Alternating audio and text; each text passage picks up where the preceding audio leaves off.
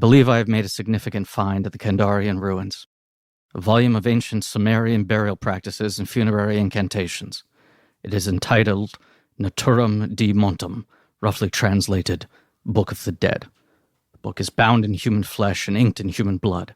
It deals with demons and demon resurrections and those forces which roam the forest and dark bowers of man's domain. The first few pages warn that these enduring creatures may lie dormant, but are never truly dead. They may be recalled to active life through the incantations presented in this book. It is through the recitation of these passages that the demons are given license to podcast the living. Is it possess? It is possess. Yeah, figured. Okay. Very good. Right? What else were you going to do? It's also, I mean, there are other things. I guess you could do the weird words. I was thinking that there's also the Linda singing like we're going to podcast or you could do the cards. Yes, that would be fun. Actually, lots of great lines in The Evil Dead. I take it back. There is, but here's the thing that I forgot watching this movie for the first time in a long time. A movie I was very obsessed with when I was a teenager and just I had not seen in so long. The second half of this movie is essentially a silent film. No talking. Yeah, it is wild how dialogueless it becomes. You know how long the script was? How long? 14 pages. Yep, sounds about right. That's how long the script for this film was. Sounds about right. It's just a research bomb for you there. I mean, it's also a thing where, like, I mean, we got JJ did some talk about an archaeologist going in and excavating the ruins and finding the Book of the Dead. Yeah. JJ and Nick, our researchers, found a lot of stuff for this, but this is one of those movies. This is such a canonical text of like modern cult cinema, right? Absolutely. And is also one of these movies that is at the beginning of like every single person, not the very beginning, but is in the early stages. Halloween is maybe an earlier example of this. No, go on. Every single person who worked on this movie kind of has an identity based in I tell the stories about what it was like working on The Evil Dead.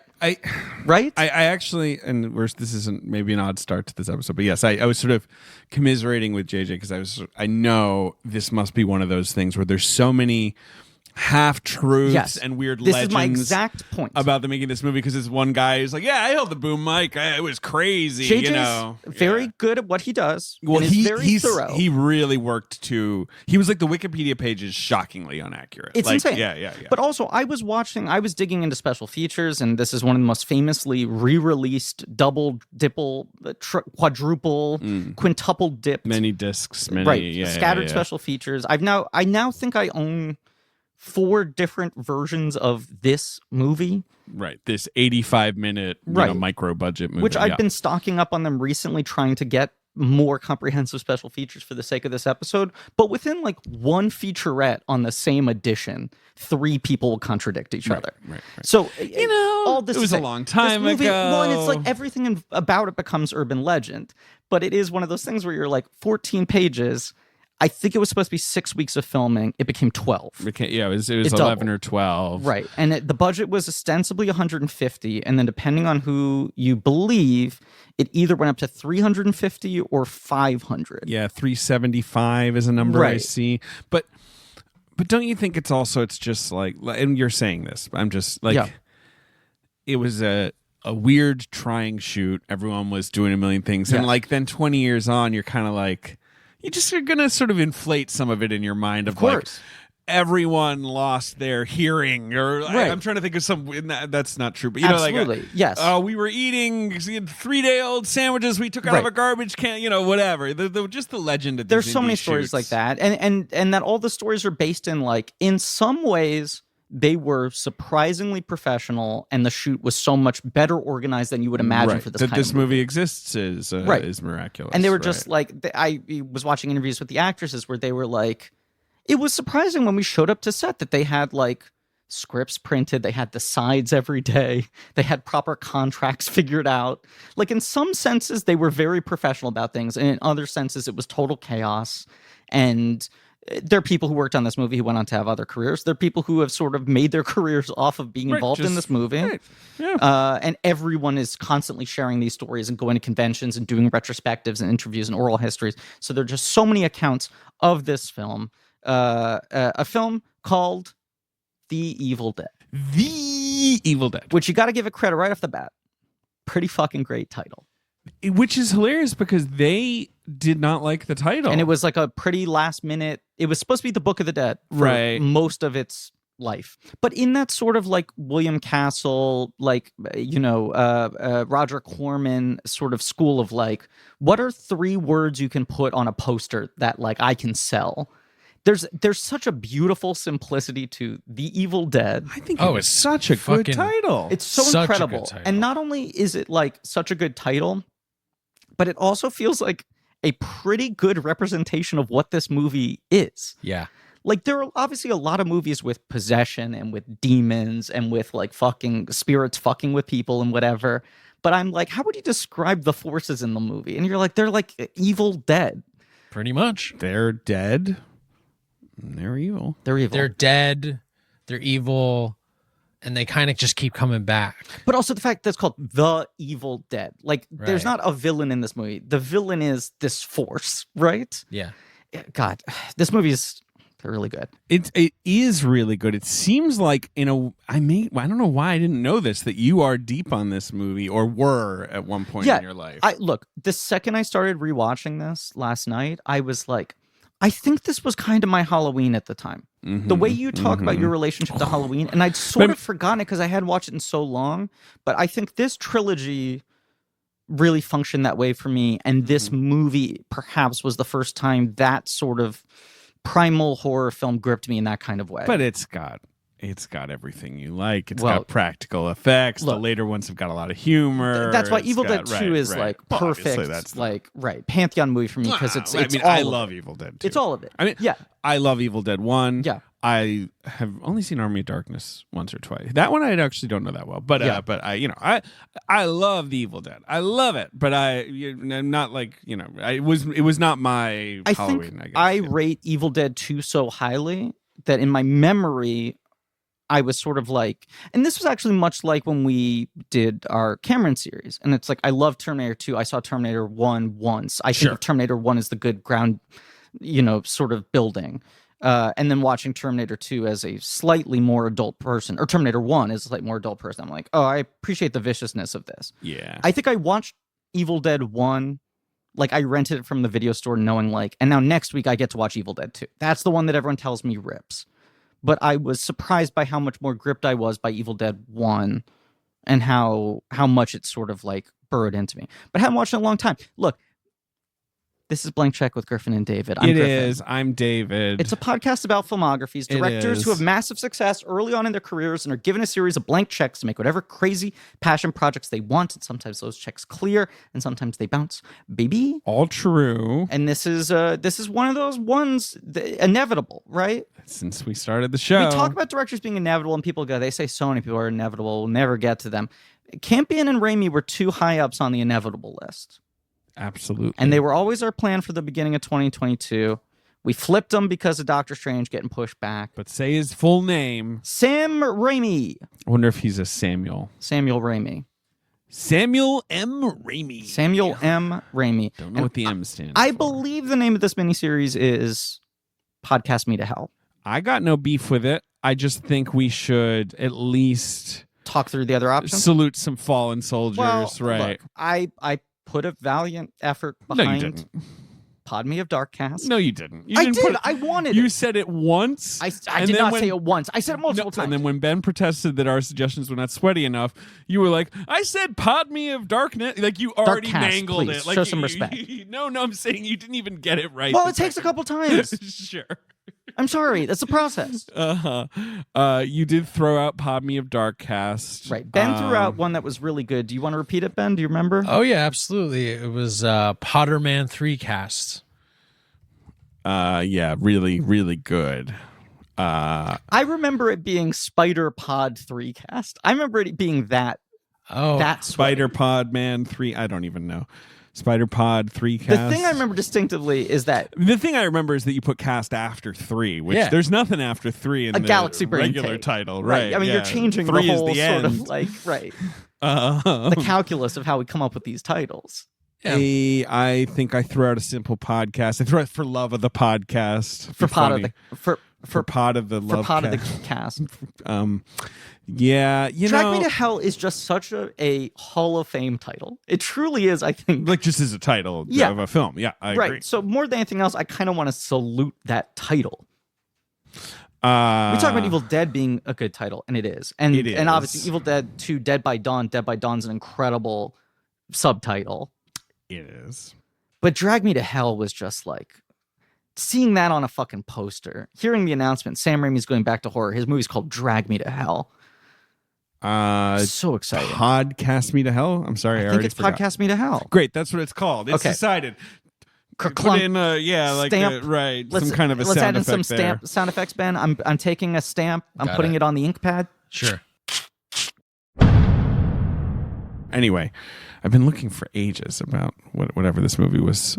You've been searching in the Kandarian ruins? Yeah, I could have. Yeah, exactly. Well, guys, yes. I mean, we shouldn't spend too much time on this, but I did find this old tape player in the woods recently. Ben was going through the boneyard, also known as the Mausoleum. Or no, this is your childhood home in Jersey, where the jeans were buried. Well, I happened upon some woods, and I found an old tape player, and I thought maybe we could just quickly, I don't know, play it on the pod. Is that a wild idea? I don't love sidebars on this podcast. I like to stay focused on the movie at hand, and I don't see how this has anything to do with the film we're talking about today. But yes, I will allow it briefly if you want to play this tape. Okay, here I am. Okay, I've got the tape. I hit play. Jesus. Okay, wait. So it's not even a file on your computer. This is a reel-to-reel. Yeah. Okay. I'll just get the tape queued up here on the player and play.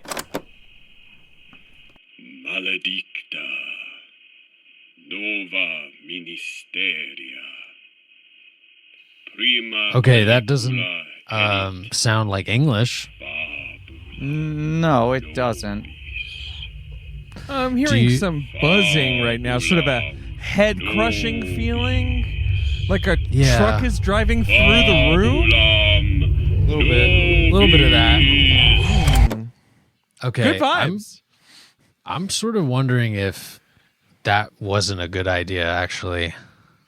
I don't know. I feel great. You guys always have eyes that are bleeding black mud, right? Yeah, that's it. We're done with that sidebar, and we can move on with the rest of our episode, right? Yeah, I mean, I think there's no reason we need to acknowledge this ever again. I don't think it will come back to haunt us.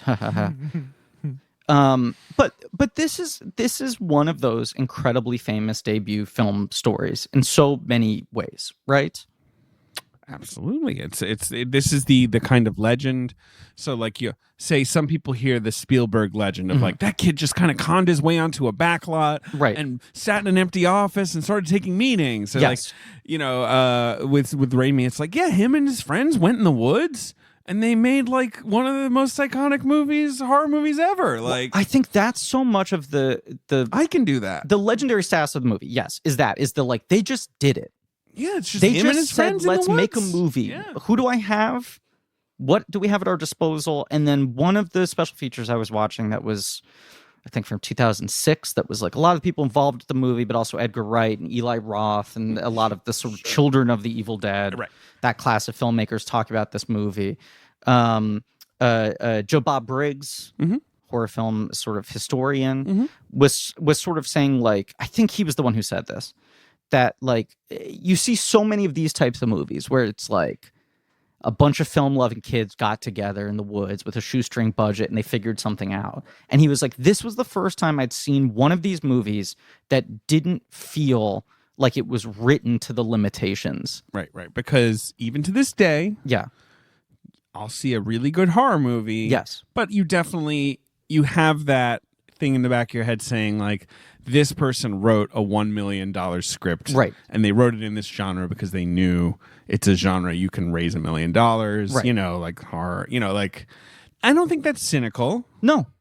I don't have a problem, but like you do sort of, right. You're like, right, this is set in a house, or right, this is, right, it's something like that. Yeah. And like, Rob Tapert, Raimi's regular partner, producing partner, especially for these early films, Renaissance films, Renaissance Pictures, was sort of saying that it was like Raimi was, when he was starting out, I mean, he's obviously from this sort of Super 8 generation, right?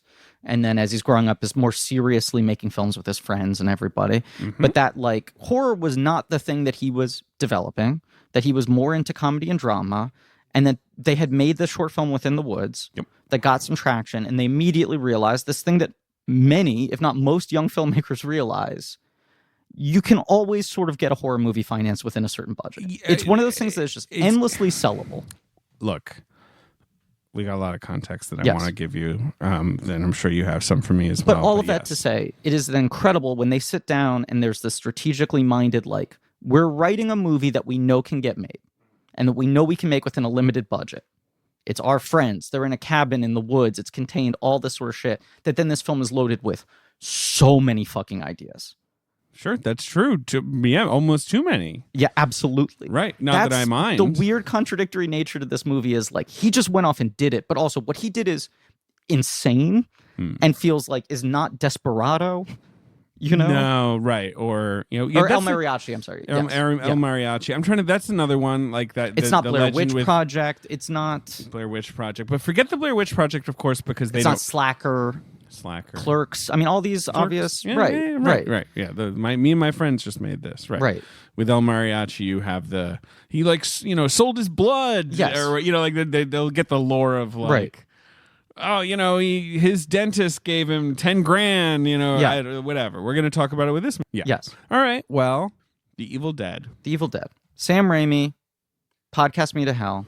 We're doing it. Look, the man is, as Griffin said, an obvious candidate for our miniseries. Always has been. He's got a new film coming out, Doctor Strange in the Multiverse of Madness. I don't know what that's about. His first in 9 years, 8 years? His first film in 9 years. Sucks. I suppose it was originally going to be 8, but sure. But then there was a pandemic. Yeah. The novel coronavirus. Yep. But let's wind it back because Sam Raimi, I mean, well, this is the guarantor. Sure. He's had multiple guarantors, but this is it, it's right? the rare first film guarantor. I just want to wind it back one more second because I don't think we properly introduced the person who took out the reel-to-reel tape recorder. Because this is a guestless episode. Which means when my co-host holds his phone up. Yep. Yeah. No, I agree. It's a guestless episode, which means we have the time. His name is Producer Ben. Hey, what's up? But he also goes by some other names: Purduer Ben, the Ben Deucer, the Poet Laureate, the Meat Lover, the Tiebreaker, the Fart Detective, our finest film critic, the Peeper, Birthday Benny, Hello Fennel, not Professor Crispy, the Fuckmaster, Dirtbike Benny, White Hot Benny, Soaking Wet Benny, the Haas, Mr. Positive, Mr. Hosive, close personal friend of Dan Lewis, the voice of reason, Santa Haas, the Commish, Wishful Ben, Hosleywood. He has also graduated to a series of different titles over the course of several miniseries, such as Producer Ben Kenobi, Kylo Ben, Ben Knight Shyamalan, Ben Sate, Say Bennything, ... Ailey Benz with a $, Warhaz, Purduer Bane, Ben 19 the Fennel Maker, Robohaz, Benglish, Mr. Ben Credible, Eat Drink Ben Hosley, Beetle Vape Juice, the Hosley, Public Benemies, Hosaka of the Ditch of the Jersey, Stop Making Bens with a Z, Haas, Pig in the City, Ben Hosley Met Sally, ... The Secret Life of Benz with a Z, The Great Mouse Fart Detective, the Hosbreak Kid, Ben's in the Haas with 2 Z's, Ben's Escape from New Haas, and Bronco Benny. I just wanted you to slow down for the last because I don't know them as well. But no, it's okay. It's okay. No, we don't need to. Yeah, I got it. Yeah. Hosaka of the Ditch of No, it was the just Jersey. so wait. So Carpenter is Ben Escape from New Haas.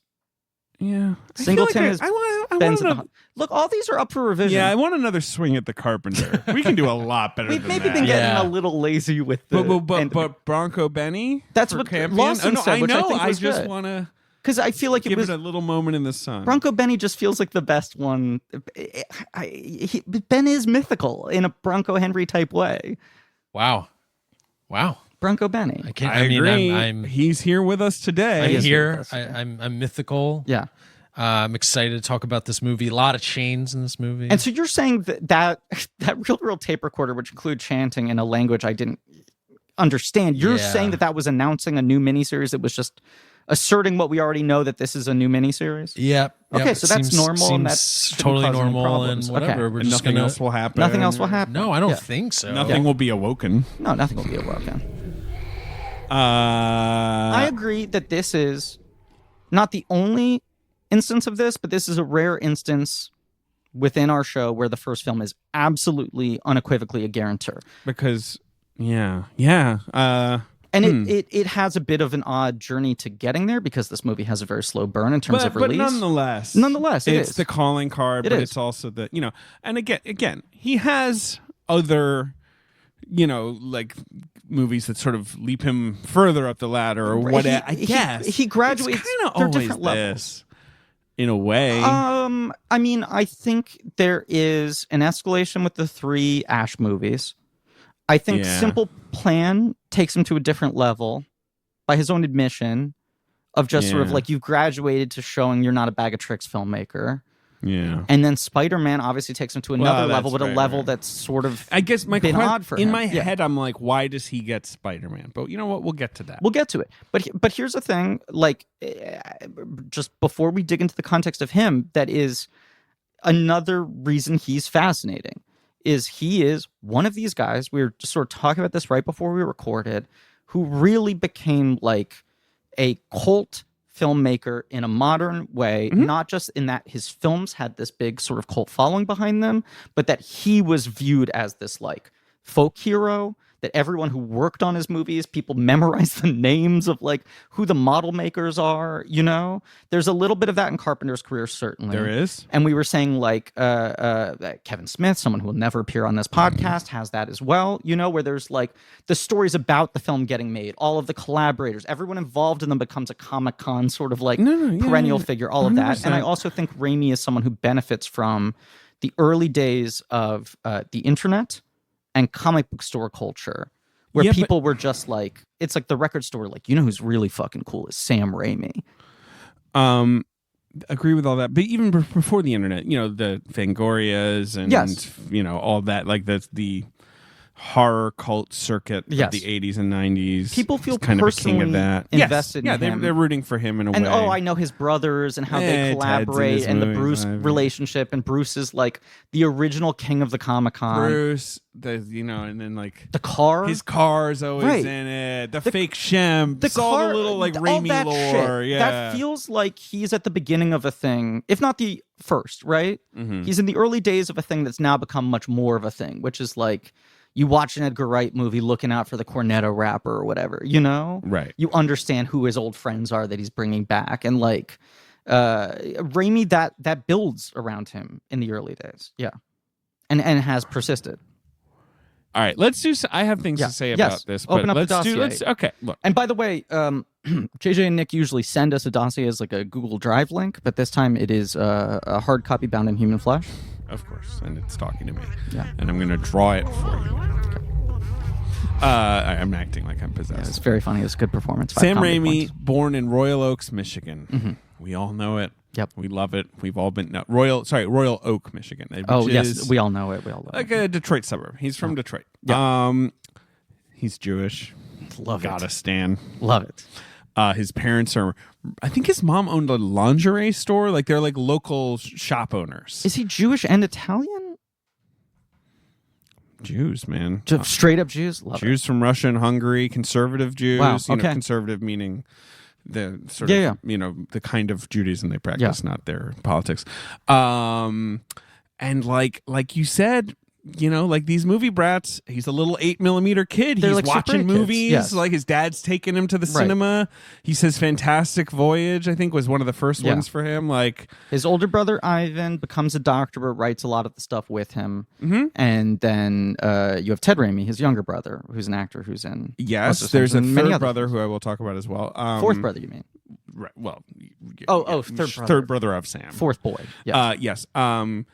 Likes movies, loves television. Mm-hmm. Also crucial, I think, to all these guys because you're watching the reruns of old movies on TV, which is a new thing in the 50s. But also watching like the Big Saturday Movie and all these. But also, he loves the Three Stooges, which he's obsessed with, and is sort of a big influence part on of his him. Entire filmography. I think everyone on the Evil Dead in all these books talks about how he would like reference evil Three Stooges sketches, right? Like about visual stuff like that. Yeah.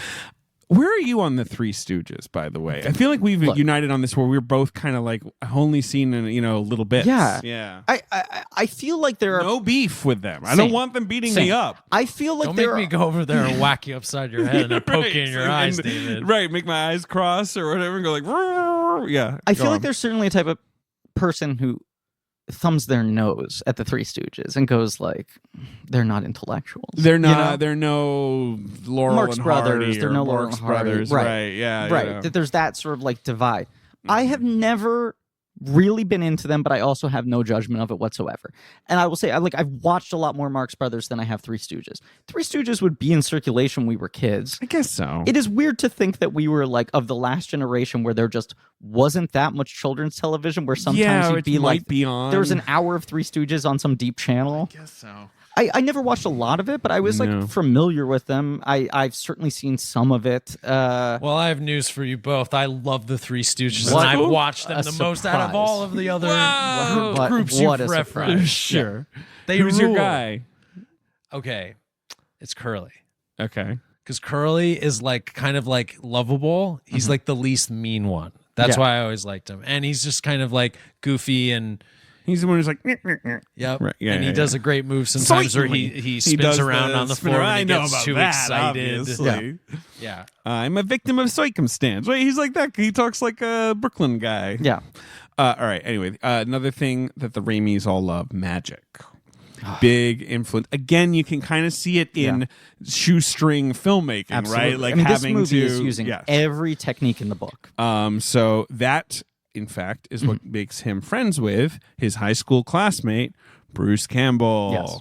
Hunk. Yeah. Big chin. Star of the Evil Dead. Well, and just one of these things you love when two people just find each other that early on in life and are like, you care about this shit as much as I do, and their careers are able to completely develop in tandem, you know? Yeah. You just think of like how fucking lucky is it those two guys end up in the same high school?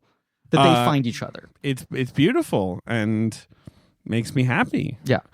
I will note it's not that, I mean, it doesn't, I don't think it's like something that comes up a lot, but he has an older brother called Sander who drowned when he was 15 years old. Wow. Which I think cast a crazy pall over the Sure. family, especially when because Raimi, I think, was 9 at the time. That's in here. What are some other, I'm trying to sort of think of,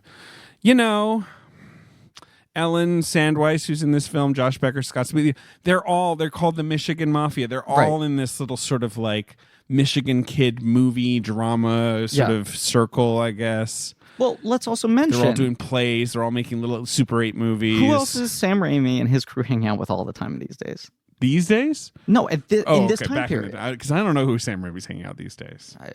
He and Jon Favreau seem very close. Who? The Coen Brothers. Well, the Coen I don't know about that. When did they hang out? Like, not in high school, right? The Coen Brothers, of course, are from Minnesota. But I'm sorry. Right. Not in high school. I know you were just invoking the actresses, but they're in high school. They're in high school with them. Like, okay, they all know each other gotcha. No, Right. I just know the fact. I'm sorry if I'm jumping over in time here, but like the Coen Brothers always cite the exact thing we were saying, where it was like Sam Raimi was the first person we knew who made a movie, who suddenly made that leap where you're like, oh, you can go from being the guy on the couch talking about what you would do to just fucking doing it. Yes. No, we'll talk about Joel Yeah. Coen Sorry. later. I was jumping he's ahead. coming I'm up. so Okay. overeager. David! Yes. David! What's going on? Bombus's mission is simple. I'm glad it's not complicated. It's not complicated. That's why I'm not front loading this with any bits. Right. Okay. Because well, their that's good. mission is so simple. It's just make the most comfortable clothes ever and match every item sold with an equal item donated. So when you buy Bombus, you're also giving to someone in need. Done. Simple. Look, as much as you're reading punchy ad copy right now, Yeah. it is amazing that more companies don't think that way, where they're like, here's what we should do: deliver a product, make it be good, and a little sprinkling on top, also donate said product to those in need. That's why I'm not doing a grift spin on this. Because I'm like, yeah, great sales pitch. We love their socks, their shirts, and Yes. underwear. I wear them all Yes. the time. Yeah. Everything they make is soft, seamless, and tagless. It's got a cozy, luxurious feel. They got merino wool, Pima cotton, cashmere. Okay, very cozy. Socks for everything you do. Comfy performance styles. Or maybe like a gym sock. They got all kinds of options. They got T-shirts with thoughtful design features. David, do you have any Bombus underwear? I have a ton. Really? It's all that I wear. Okay, I didn't know. No kidding. No you had kidding. made the leap. Okay. I made the leap recently, or not that recently, actually, a while ago. Whenever they introduced it, I tried a couple pairs, and I was like, yep, this is what I'm after. Wow. Nice patterns. They barely feel there. Second skin support. And listen, socks, underwear, and t-shirt, 3 most requested clothing items at homeless this shelters. is the thing. As you said, just the sprinkling on top, as if it wasn't enough to just make better product. Nope. They also not donate one item for every one you buy. Okay? So go to bombas.com/check and get 20% off your first purchase. That's BOMBAS for 20% off. Bombas.com/check. Easy. So, they're all making their little Super 8 movies. They all go to Michigan State, I think, or some of them do. Raimi goes to Michigan State, and Bruce Campbell goes to Western Michigan. Oh, boy. Jesus. I don't, but at Michigan State, he meets Robert Tapert. Is that how you say his name? I The guy, think it's Robert Tapert, but I might be whatever. The wrong. guy who Yeah. produced this movie, right? Another one of his chief collaborators in these Right, early because then years. they do another just weird facet of Raimi's career that I do think factors into him getting the Spider-Man job is that the two of them become the kings of like daytime syndicated adventure shows. Right. That Tapert and Raimi have their Xena, Hercules, Yeah. Jack of all trades, Briscoe County It was a Empire. moneymaker back Huge. then, right? Huge. Those syndicated shows. Huge. Yeah. Tapert, of course, now married to Lucy Lawless, has been for the last 30 years. They have kids. They're Yes. happy. Love it. And then he and Tapert also have Ghost House Pictures, which has been very big for them for the last 25 years doing, Here's the thing that I think is interesting. producing horror films, next generation. Yes. They start making their shitty little movies. One of them is called The Happy Valley Kid. They make it for like $1,000. Yeah. And they would start showing them at like on campus. Yeah. And they would make like say they spent $1,000, they'd make $5,000. Right. Like, so they actually had a little bit of a pipeline in their brains of like, okay, you can like turn money around. That's on where this. Tapert, in this thing I was watching, said he took notice of them was like, oh, it's not even like that they're good filmmakers. It's that they have some weird, like show busy, like money making instinct here. They figured out a model. There was some weird thing they figured out in terms of like they'll pay you to put on an event at the college, and that's greater than the amount of cost to rent the equipment to do that. So they could get paid by the school as if they were like bringing in outside entertainment almost. It was something like that. I'm getting it wrong. But yes, they were making money off of screening their short films. They were. This is Raimi's quote. We would rent an auditorium space, run newspaper ads. We'd sell tickets. We acted as our own projectionists. Yes. And it was a great learning experience. We would sit among the audience as they screamed, "This sucks." After a while, out of self-defense, we would make better films. Right. But the thing that Tim Philo, who I think is the DP, I think that's how you say his name, on Evil Dead says, is when you project the movie out of a Super 8 projector, you have to keep, this is how he puts it, you have your hand on the control, trying to keep the sound in sync. You're doing a mix on the spot.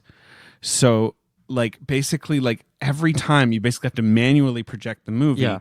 And so Raimi would take reels out if people got bored. Like he would self-edit That's on cool. the fly and stuff like that, which is like one reason I think, The Evil Dead's really short. Like I think the initial cut of it was 2 hours or whatever. Yeah. Raimi was just like, no. Like he just wanted the most like compact, entertaining. I just like that idea. I love of, it. like, like them having the live feeling of the audience. There's this thing about Raimi having this sort of like old school showman sensibility. the kind of William Castle-y, Right. Is that's a yeah. right, But entertainer. there's the thing that like develops with Raimi later, obviously, where he like famously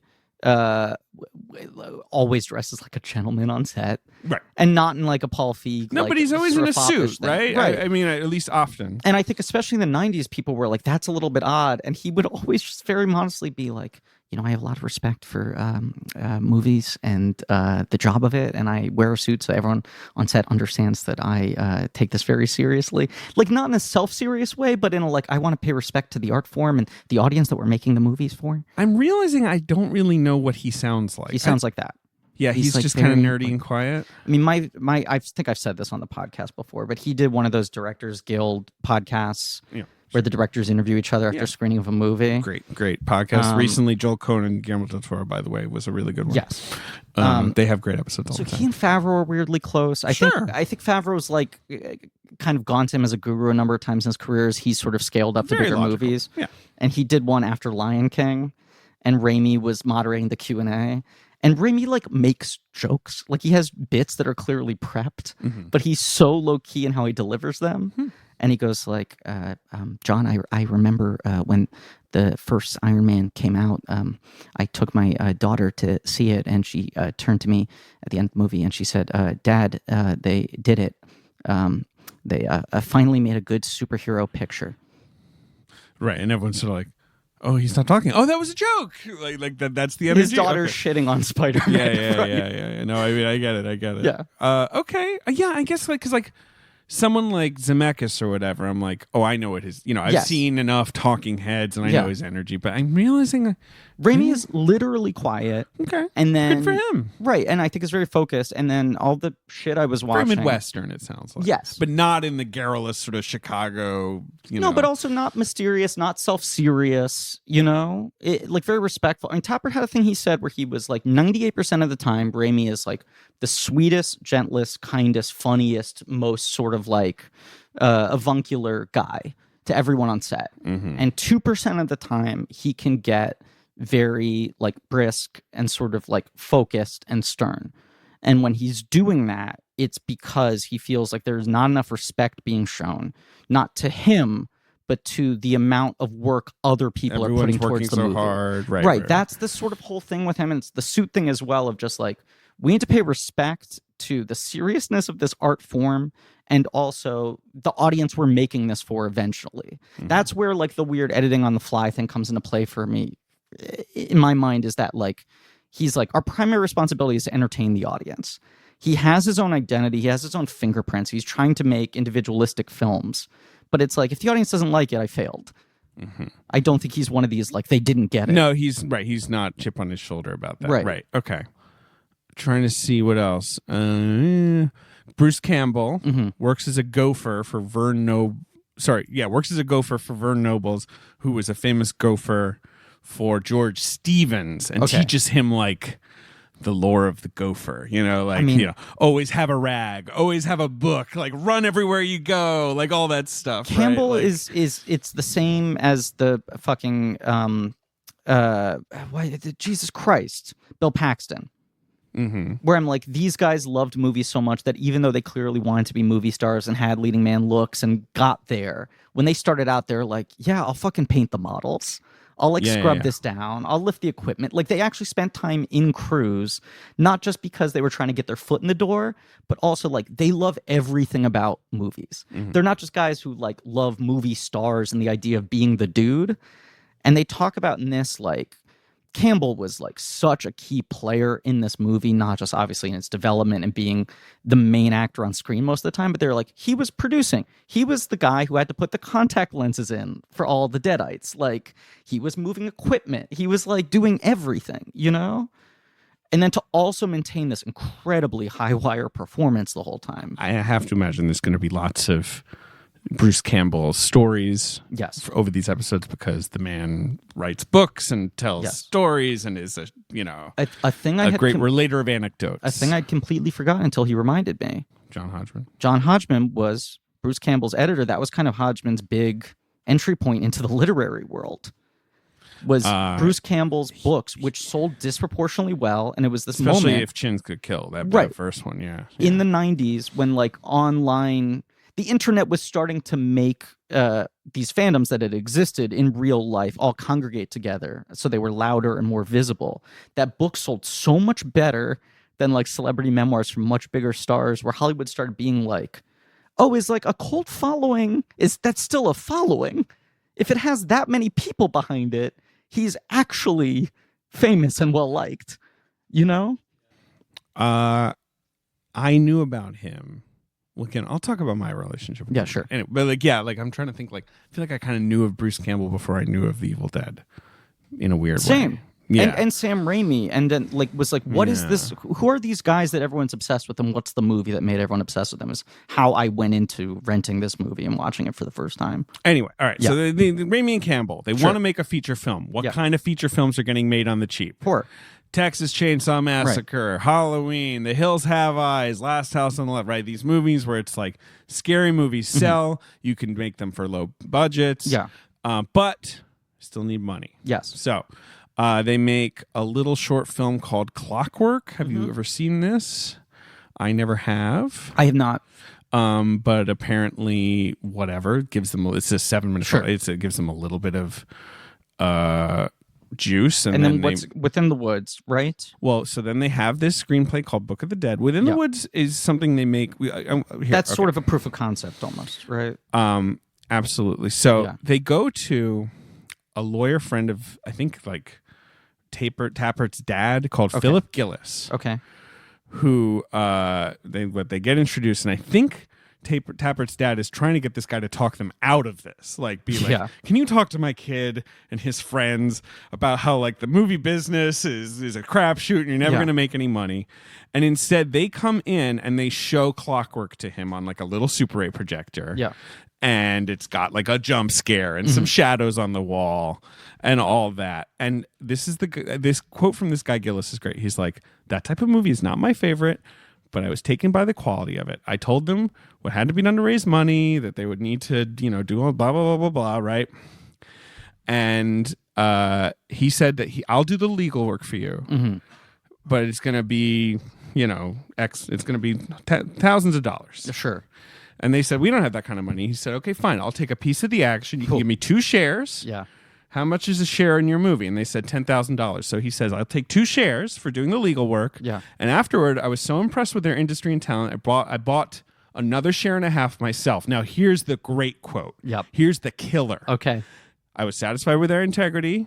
My judgment has been vindicated by the way they've treated all of us investors ever since. Let me tell you something about those kids. I got a check last year from them, and it's the second one. It's a 6-figure check. With Hollywood accounting, I could have just gotten my money back, but and that would have been it. But those kids are honorable. I like that. So they keep paying out the original Evil Dead investors. Yep. This Fucking thing rules. fucking makes money, right? Forever. Yes. Wow. Yes. Because like you're saying, I feel like every few years they're like, we have a new DVD. It looks like the Book of the Dead, and the fans are like, you got me. We added $40. It's like legendary for like, if you're a fucking Raimi stan, you've just been like, they've cucked you so many times of like, I'm buying it for the 10th time. Absolutely. So we love it. Then they make Within the Woods, which is like, it's like a sort of a 30-minute version of Evil Dead. I've never seen it. Have you seen it? No, there's a crappy copy of it on YouTube is all I could find. I was hoping it was on one of the discs. I think they are not proud of it. Yes. So like they don't really try to spotlight it anymore. The biggest thing is that the dynamic, it's a proof of concept, but the dynamic is flipped. What's the actress's name? Edelweiss. Ellen Sandweiss. Sorry. There you go. Who I didn't realize is Jesse Hodges' mother. Who's that? She plays the agent on Barry. She's like a very, very good actor. Who I like a lot. Cool. Right. Love her. But she essentially occupied... And married to Beck Bennett. Yes. Jesse Hodges. Yeah, yes. not Ellen Sandweiss. Cool family. Cool extended family tree there. She essentially occupied the Ash role in Within the Woods. Right. Okay. It was the more standard sort of final girl She has thing. to survive. Right. Right. And Sandweiss says, you ask if it was a good script. No, it sucked. We were all hitting each other over the head with axes. Yeah. But Sam was good at, being imaginative. Yes. Right. It's a thing Joe Bob Briggs said in this featurette, which was like, if you outline the events of Evil Dead to people, it just sounds like a series of cliches. There's nothing in how you describe it to people that makes it sound any different from 1,000 other movies you've watched, right? There's no sort of like twist. And then on top of that, the things that could be construed as twists are things that never work, like the guy survives. There's shit like that where they're like, the protagonist is never a guy that never works. Yeah, that's true. That's a good point. Yes, and then Edgar Wright had this line where he was like, most horror movies follow the format of them getting picked off one by one. Of course. Right. And in Evil Dead, essentially... inventive kills for every, all that. Yeah. Evil Dead, essentially halfway through, he's the only one left. And instead of it being people getting picked off, it's him getting picked on. Right. Is what Wright said, which I thought was a really good way of expressing what's so unique to this movie. The second half of the movie is just everyone fucking with him. It's true. Everyone's kind of pranking him, but kind of being rude. Within the Woods, by all accounts, sounds like a slightly more conventional version of the Cabin in the Woods movie. Yes, done just show them the sort of tone and vibe of what they wanted to. Apparently, there's this moment where Bruce Campbell, who's possessed, chews his arm, and it looks weird and goo. They have like weird latex coming out of it.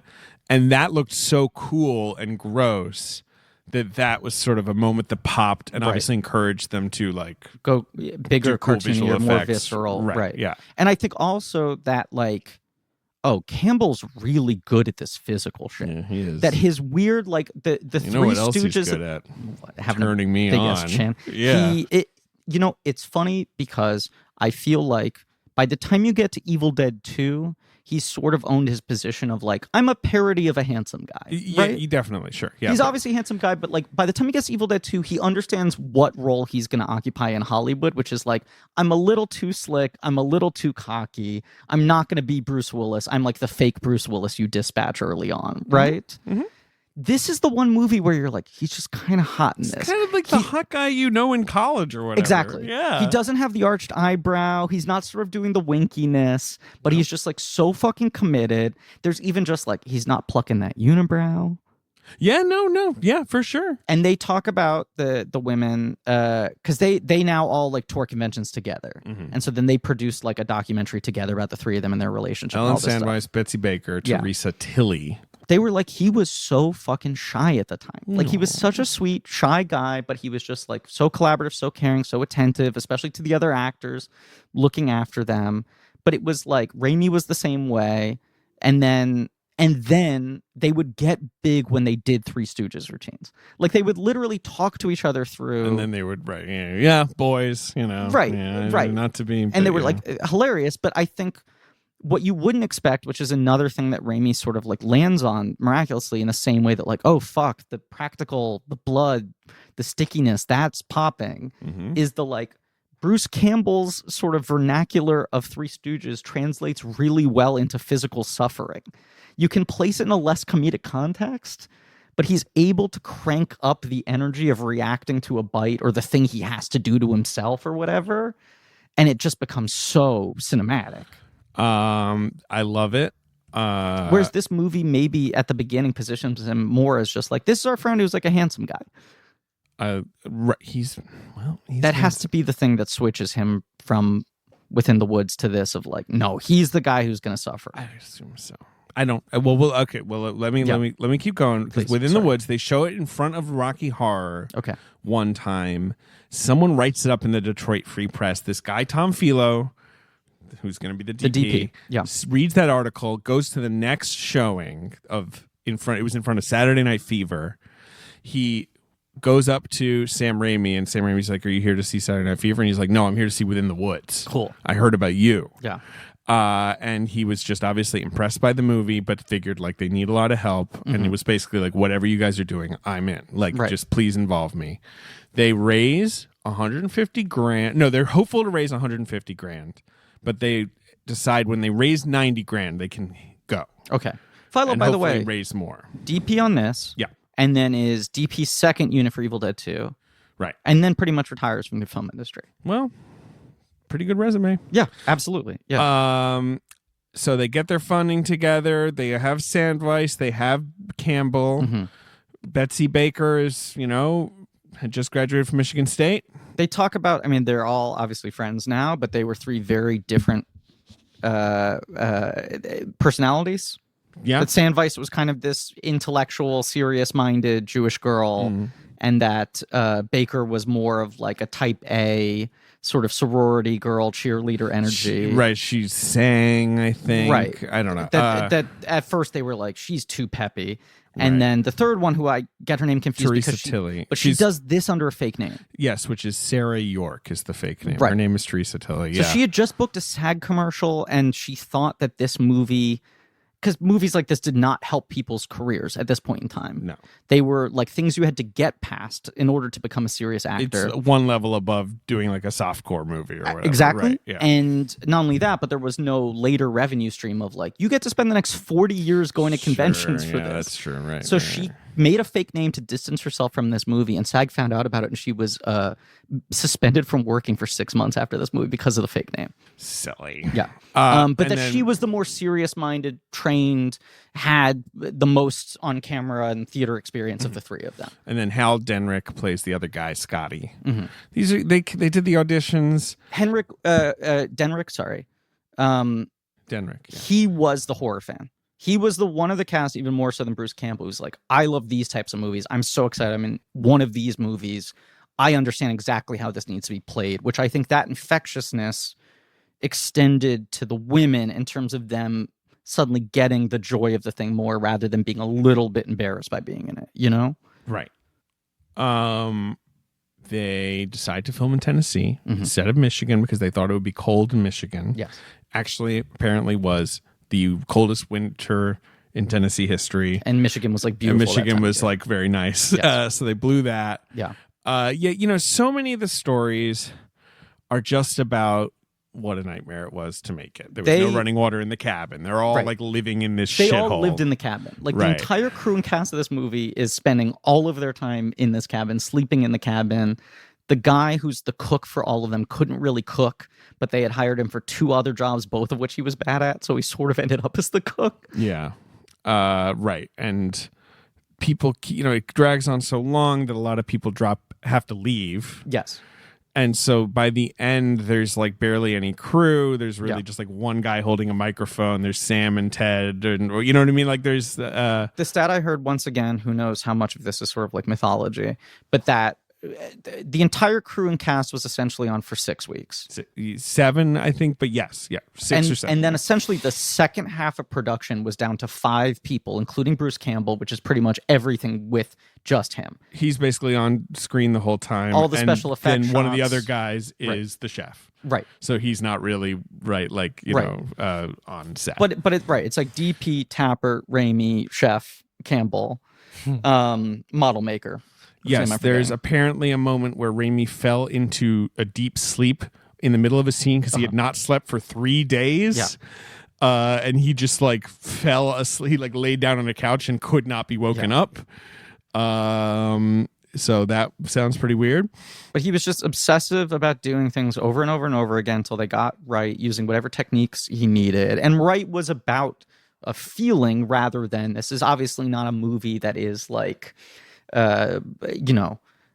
realistic. It's not about it employs so many different visual styles that it's like he just knew the feeling of what every moment needed to be. What's the vibe of this effect, or this performance moment or whatever it is. And then they did pickup shoots in Detroit later, so the whole thing dragged on forever. That was like a year later. It takes about 3 years for this movie to get released properly. Basically, it was premiered in 81 and came out in 83, I think. But like a thing, as you mentioned, of course, post production happened in New York. Edna Paul did the editing, and her assistant was one young Joel Coen, who sees this movie and is like, well, I want to do something like this. And that's where Blood Simple comes from. He's like, we should make a small genre movie, same basic thinking. And obviously they continue to collaborate. We'll talk about Crime Wave and all that. McDormand and Hunter living together, the Coens, Raimi, all these people are friends at this time, which is cool. It's fucking the coolest shit in the world. The composer, I love the music for this movie so much. Yeah. It's so weird. Yes. It doesn't really match with the movie entirely, but I love that. Joseph Loduca, not DeLuca. Yeah. Loduca is some pal of theirs. They met through like the Michigan Department of Transportation. He just does some music for them, like weird, and they're like, sounds great. They hold this big premiere at the fanciest theater in Detroit, the Redford Theater. Is it still Book of the Dead at that point? I know when they started screening this movie, it was Book of the Dead. It wasn't until it got proper distribution, I think that the title was changed. Right. Yeah. And Erwin Shapiro sees it and it's like, I'm going to take this to Cannes, to the marketplace, not to the festival. And that's where the ball starts rolling. And I think Stephen King was in the audience at Cannes, at one of the Cannes screenings, and was like, I love this. Right. And was an early champion. He gives them the quote that they put on the poster, which they all credit with making their career. It was like, once you had that sign off, but also like Joe Bob Briggs is talking about, like, he's hearing about this movie from circles. Like, he's seeing it written up in like horror newsletters and stuff. So before it has distribution, when it's like, here's this movie they shot a year ago, it's getting shown around a little bit. He got into like, I think the second screening ever. So then once he does that, he becomes another guy sort of blowing the trumpet for this movie. New Line distributes it eventually, like Yeah. early New Line. But I mean, this movie is a video hit more than They anything. all talk Right. about it was like it made a little bit of impact in theaters. It made like a few $1 million. There'd been a couple years, I think it was almost like Paranormal Activity, where it's like, why is this thing on a shelf? Horror fans want to see this. But then when it came out in theaters, yeah, it made a few $1 million and then like exploded on video almost immediately. Yes. And so it's one of those early video hits. And Video nasty. I have to acknowledge that I grew up in Britain. Yes. Thank you. And I'm sorry, what? this film, which was I think an X in America and This later was an another NC-17. problem. They like never got proper ratings. So I think it was, it got an X rating. It was but I rated feel X. like it was unrated at first and then got NC-17 and X later. No, Maybe I'm wrong no, about it, this. it I was might be given an wrong. X rating, Okay. and then when re-released, that became an NC-17, which is still the official rating of this film. Which is wild. But now the releases go unrated, I guess, because Yeah, sure. cares? Okay, But so I had the order wrong. I apologize. but, I apologize. I'm an idiot. it's fine. In the UK, the film had to be edited to even get an X rating, and then it was indeed one of the early video nasties. Yes. We've mentioned this before on the podcast. Ben liked the phrase. I did like the phrase. And was banned. And when I was a kid, this movie was similar to like Clockwork Orange or Exorcist for me, where Yeah. I was like, that movie must be unwatchably violent because it's banned. Well, the thing that Edgar Wright said on the retrospective thing I was watching was that there was a lot. Finally released in 2000, to be clear. That's how long Bananas. it took. Right. The ratings board was very tight and in place for theatrical, and there was Yes. not really any oversight of videos. Right. So when it played in cinemas in the UK, it was heavily edited.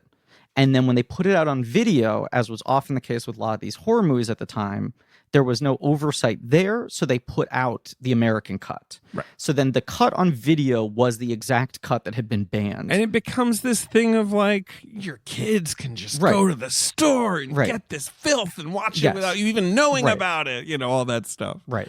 Because some of the stuff they ban is like Cannibal Holocaust, but then other stuff you're like, wait, this movie is barely like it just Right. like took on some weird legend of its own because of a scene maybe, or Right. like there's Nazism or like there's some like Sure. theme that freaked people out. Yeah. It's so weird.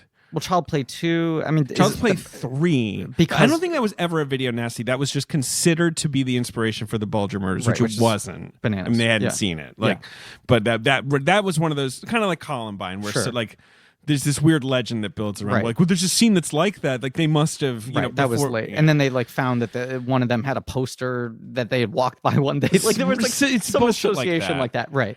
It's weird, and when you read about it in Britain, and you can if you want, like, Sure. it's all led by these, little old lady types, Right. who like haven't watched a movie in 50 years. Think of the Yeah. children. Think of the children. Sex Cauldron. My thing, David, is... Thought they closed that place down. Oh, boy. It's one of my favorite Simpsons lines ever. I was such a comic book store kid, right? Little Like, Forbidden Planet boy. yeah, and there was a place called Village Comics that was also close to me. That was on the other side of Washington Square Park that I really liked. Mr. Downtown. Downtown Griffey News, baby. Mm-hmm. But that became like once I found those stores, and I was just like, not just like, oh my god, it's a store with only things I'm interested in. There isn't just a section in the back, right? But also, I was just like, I like the vibe of these people. As much as it's the parody of the comic book store guy, They kind of scared me. I was kind of afraid of them. David, I was intimidated by them, Yeah. but I do think, and I'm You wanted to unlocking be their this so friend much or of my whatever. entire identity now, I was like, God, they know all of this shit. Right. And they have opinions on it, right? Like, I was like, I want to know the shit they're talking about. Like, that was my high fidelity. Like, could I gain these guys' respect sort of thing? It's not like, I eventually worked at Forbidden Planet, but I started to know the people who worked there a little bit as I grew up and whatever. But it was that thing of just like, what's the secret shit they know that I'm not going to read about in Entertainment Weekly? Right. That I'm not going to see on Entertainment Tonight or whatever. Yeah. Where suddenly Bruce Campbell is treated as being as big as Arnold Schwarzenegger in this store. And I need to know what the fucking deal is here. So I knew that, I think by this point in reading Wizard Magazine, Toy Fair, all these things, right? Wizard, yeah. I think I knew that like the Evil Dead movies get goofier as they go along. They become more action, they become more adventure, there's more comedy. Like Evil Dead 2 is every genre, right? And I think that Evil Dead 1 had the sort of video nasty reputation of like, that one's intense. That's the one that's just like, that was how I felt. fucking Like intense that was the humorless one, or right. And then I knew it had a tree rape. This essentially, is my exact point. right? So I'm maybe 11 or 12. I desperately want to watch these movies. Yeah. I feel like I'm behind the eight ball, even though no one I know has seen them. But these adults at stores I go to clearly have seen them. Uh-huh. And my mom and I go to local video store, TLA Video. And sometimes I'd want to rent a movie and I would downplay what I knew about the content of it because my mother was still very protective about what I watched, right? Yeah. So then she would ask the guys who worked at TLA Video, like, is this appropriate? And those guys were sort of heroic for me because they were all like film school dudes, right? Who would be like, this kid should see this movie. Uh-huh. You know, like he clearly, if he wants to see it, he's clearly coming to this from some academic mind. You're not going to fucking talk him out of watching this, right? But I just remember the guy there, my mom brought it to the counter and she was like, Evil Dead, how bad is this? And he was like, you know, I mean, it's like a horror movie and there's blood, but the blood is kind of cartoonish. It's all not really untrue. silly. It's all over cranked. And then I just remember him going, you know, I mean, like the most extreme thing that happens in it is a tree rapes a woman. And there was that moment where I was like, it's blown. It's blown. I'm not renting this movie. And my mom, I think, was so perplexed by She's what... like, how could that work? What are you Right, talking that about? she just That's went ludicrous. like, okay. And so and you just got to see rented the it. Evil Yeah. Dead. Wow. Yeah, but so at that point... Did you watch it alone? Yes. Wow. I had when Romilly was my brother and I shared a room, right? Wow. And then when Romilly and I, my brother and I, James, shared a room. When Romilly was born, yeah. we got a bigger apartment because now there were 3 kids. Yeah. And I had my own bedroom for the first time, and I had like a 6-inch TV with a built-in VCR. Of course, classic. So that was like a lot of my shit was like from 10 on, I'm watching movies alone in my bedroom late at night. And more, like I can get away with, if I could talk my mom into thinking the thing's not too extreme at the video store, I can now be watching Alien or Predator or Evil Dead. And this is like a lot of these things coming. And then you developed a really healthy habit. Absolutely. And I sleep very normal hours. but yes, I felt like I'd gotten away with murder, but also at that point, I didn't know about the tree rape thing. And I was just like, that concept is disturbing me. I'm watching the movie going like, I'm unsettled. Yeah, it's very unsettling. Going into it and waiting for it. Now, this is a scene that obviously has like a lot of debate around it. Mm. And I think Raimi talks about feeling like he went too far with it. And that's like not a thing he would do today. Sure. And I feel like a lot of its reputation is colored by like shitty screenings where guys are like hooting and hollering at it in the audience, which like obviously that's fucked up. Yeah, right. But whatever. No, when you but watch this scene, I do still think, especially not having seen it a while, I'm like, it is really designed with complete horror in mind and not a sort of like bloodlust horror, but like this is like an upsetting thing. Like I think the movie presents it as like we are aware that this is a turning point in the movie where you're just like, this is like fucking malicious and awful and traumatizing. This is a movie that first time I saw it, that was sort of my feeling on it. Right. I was quite unsettled by it. Like, and then I saw Evil Dead 2 quickly thereafter. Same. And was like, I probably saw them. This is so much fun. Right. This is so goofy. And like, if the tree was in Evil Dead 2, you'd be like, there is no way. It's kind of right, not the energy of the movie. Film's too flippant around it. There's no way. But like, right. But then Evil Dead 1 was kind of like Terminator 1, where you're like, yeah, that's the one you don't watch as much because it's darker and it's less fun. And that scene is genuinely fucking upsetting to watch. It puts you in a very weird headspace. But I rewatched Evil Dead just now. Yes. And I was like, damn, I should watch this movie all the time. Same. This movie fucking rules. Same. That was the realization I had. Yeah, this movie is so like cool and the right kind of freaky, slick. It's just, I love the vibe. I mean, all right, I'm going to say something embarrassing. Say it. Yeah, I don't think I had because the movie came out in Britain commercially, basically available to rent when I was 14. So I saw it. And your point is, how would that affect you? Yeah, I saw Donnie Darko when I was like 15. Yeah. And in Donnie Darko, they go see the Evil Dead at one point. They're in a theater. Right. And you just see it's like a shot of the car, that shot with the scores like doom. Yeah. Doing like the thing is rocking on the porch or whatever. Like you don't really see much. And I remember watching it and being like, that movie looks crazy. What is that movie? Yeah. Immediately realizing it was The Evil Dead. You read in like Sure. Empire magazine, like, oh, that's a little Yeah. homage thing. And I was like, I gotta see that movie. Like, it looked so atmospheric and weird. Yes. And then it just becomes the movie in my head of like, yeah, that's the movie with the zombies and the gore and the cool, like that's Right. the series. But then I rewind and I'm like, yeah, I love that start. It- I love the weird, creepy beginning Yeah, I mean, before anything's happening. you know what's the thing? I don't know if I fully landed on this. Embarrassing. Donnie Darko is my entree to the Evil Dead. Leave me alone. It's not that embarrassing. In the grand scheme of things, it's not that embarrassing. But this movie is like such an archetypal setup, right? Even by the time this movie has made its old hat and then it's been imitated. Cabin even- in the Woods. It's literally right. It's the joke. But from the moment this movie starts, there is a different energy than you so often have in these types of setups. And I think there's something to the fact that, like, they're all just a little bit older That's than true. the They're characters not usually are in quite- these movies. Like, it's the difference between them being like 22 or 18, you know? I do.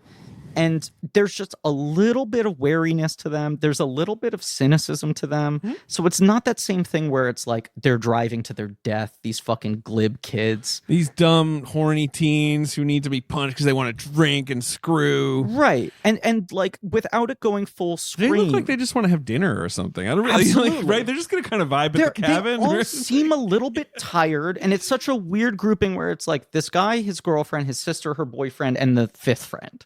Right. Yeah, Right? Yeah. It's like an odd collection of people. And yes, it just feels like we've just been so stressed out. We should like just go rent a cabin in the woods for a weekend and just sort of like get away. I gotta rather say- than that energy of like, we'll go here and we could drink and no one will Right. catch No us. one's gonna be watching. Pretty creepy, that cabin, in my opinion. Absolutely. What? Right off It's the a bat. little creepy. Right off the bat, No you're like, way. I don't like its This vibe. looks Oh my bad. God, I would love to live in that cabin. But it also looks like, especially in a pre-fucking Airbnb era, this is the exact thing they could afford. 100%. But I Sure. mean, like, they're driving on a road, quote unquote, but it really just looks like the rest of the grass around it, right? Like, you barely can discern a path. So this is my final point about like the vibe set up from the group immediately. They're not full scream, but they do have that vague self-awareness of like, this is like a creepy setup, right? I guess so. Just the right amount. for Listen, me. I 100% buy this. I am that kind of guy where I'd be like, well, yeah, the bridge fell apart. It's rustic. We're in the country, Right. okay? Look at Like, this what are you worried amazing about? That this is house. a horror movie? Yeah, this is an amazing experience I we're just about think to when have. this starts out, I'm not like, I'm buying their hangout vibe, and I'm not thinking they're stupid for going along with this. Yeah. Which I think goes a long way because, as you said, there's 14 pages of dialogue. There's here. not a lot of talking. Right. It's going to be such a vibe that carries these characters. Cha-ching! What's that noise? A gasp from David. I don't know. Let me hold my ear up closer to something. Cha-ching! Now, I'm used to our ad reads being interrupted perhaps by a bring or a knock. Sure. Absolutely. But a cha-ching? Yep. I don't know about Well- you, David, but I love that sound. Can you tell me what it is, or It's a sound that makes you smile. huh? I do It's like it. It's the sound of another sale on Shopify, the all-in-one commerce platform to start, run, and grow your business.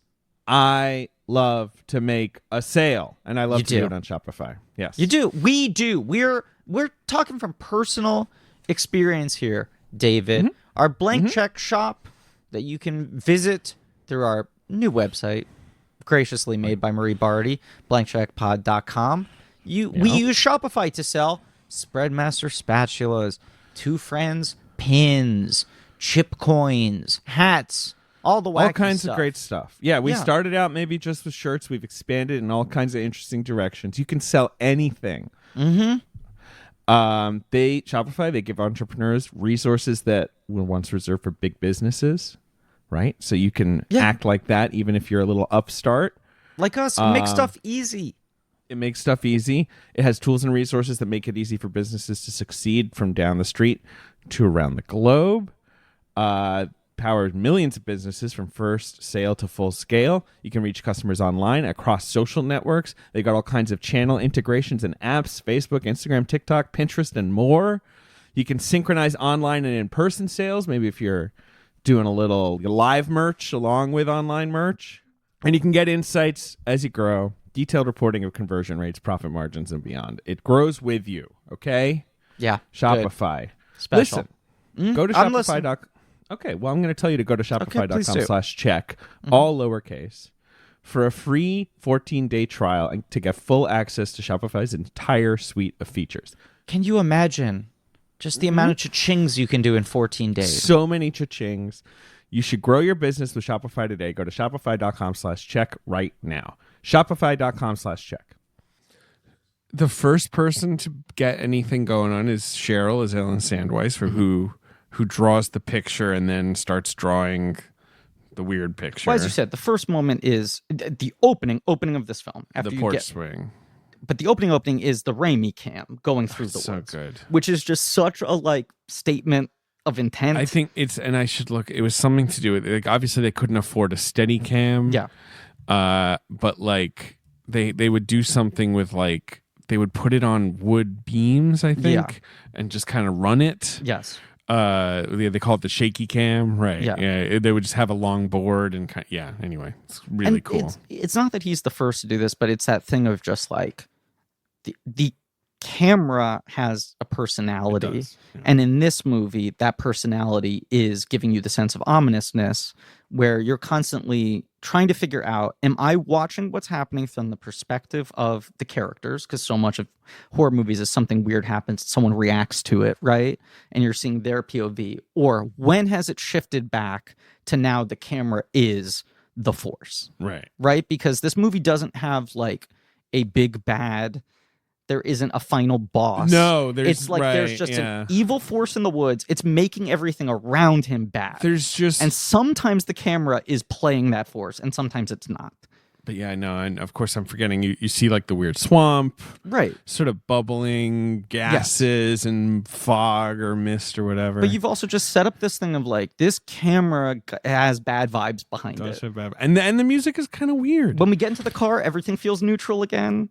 But you're just there's this looming presence. And then, yes, the porch swing is the first thing, which is just, it's so fucking clearly there is someone swinging the porch and then grabbing it and holding it still. Right. It's the most analog, basic fucking shit in the world. Mm-hmm. But it works so well and it's so innocuous that you're that's creepy, but what are we going to do? Fucking lose our minds over this? Right.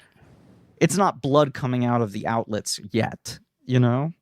And then the picture thing correct. is That's pretty early. That's the escalation. That's the first. Yes. Because it kind of almost comes out of nowhere. Yeah. She hears the join us right before she does it. Sure. Yeah. Or maybe she hears it after. Mm-hmm. No, it's before, I think. And then she draws the book, essentially. Right. I think that's cool. I just always think that's cool. What's that George C. Scott movie? Is it The Uninvited? Yeah. Where you have is it The Uninvited? It's not The Uninvited. George C. Scott. The seance scene where the woman is drawing as if because she's possessed. And her performance Always here loved is that. so good. I think she plays that moment really well. The tension in her The body. Changeling. Sorry, that's the movie. The Changeling. Sorry. Yes. It's genuinely upsetting, and the fact that she's drawing so ferociously that it's ripping through the paper. Right. And it is that thing where you're that looks like how a drawing would look if you're possessed. It's not unnaturally good. It feels like it's chaos, but then it just forms an image enough to be able to see what's going on. Right. And then, David, how would you describe the next kind of tangible, scary visual thing that happens in the movie? I feel they go into the living room and there's there's another thing that starts to tell them that things are off. Maybe I'm trying to think how. What are you I'm queuing wondering up here? how What you are would- you... Crash! A branch goes through a window. Well, that is true. Yes. All right. Very well. I hadn't seen this in 15 years. You forgot about that. I got so fucking excited, and I was like, Griffin, you better remember to fucking do this tomorrow. Right. That is it well was. It's done. the exact fucking it thing, is. right? I would leave right away, just FYI. I know that's the most cliched thing to say about any horror movie, Yes. but this place sucks anyway.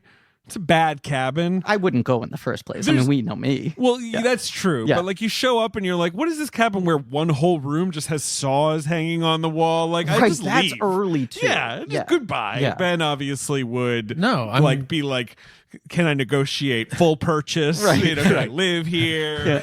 I take a look at that basement and I would be like, I think I've found home. Yeah. Yeah. It is funny that it feels like this movie has a slow burn when in reality the slow burn is like 15 minutes. Yeah. Well, yeah.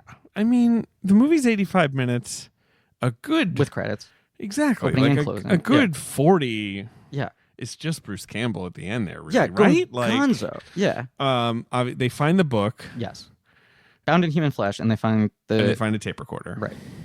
So I love the book so much. the book is so good. Obviously, I mean, what can we say? I mean, Look, it's the and partially I knew this was coming and I ordered it, but I lost my wallet and I was looking for a new wallet to get. And this I think is the Evil Dead 2 version, but my wallet is now a fucking the Book of the Dead. My wallet looks like it's the Necronomicon. It's so good, and I love the illustrations inside. okay. Me too. I just love the whole vibe of the thing. I just love this idea. I think it's really, really effective and scary to happen upon some experiment gone wrong. Yeah. And the tape initiating like the tape having the reading of the seance that originally killed the creator. Yes. And it's being then replayed and repeated.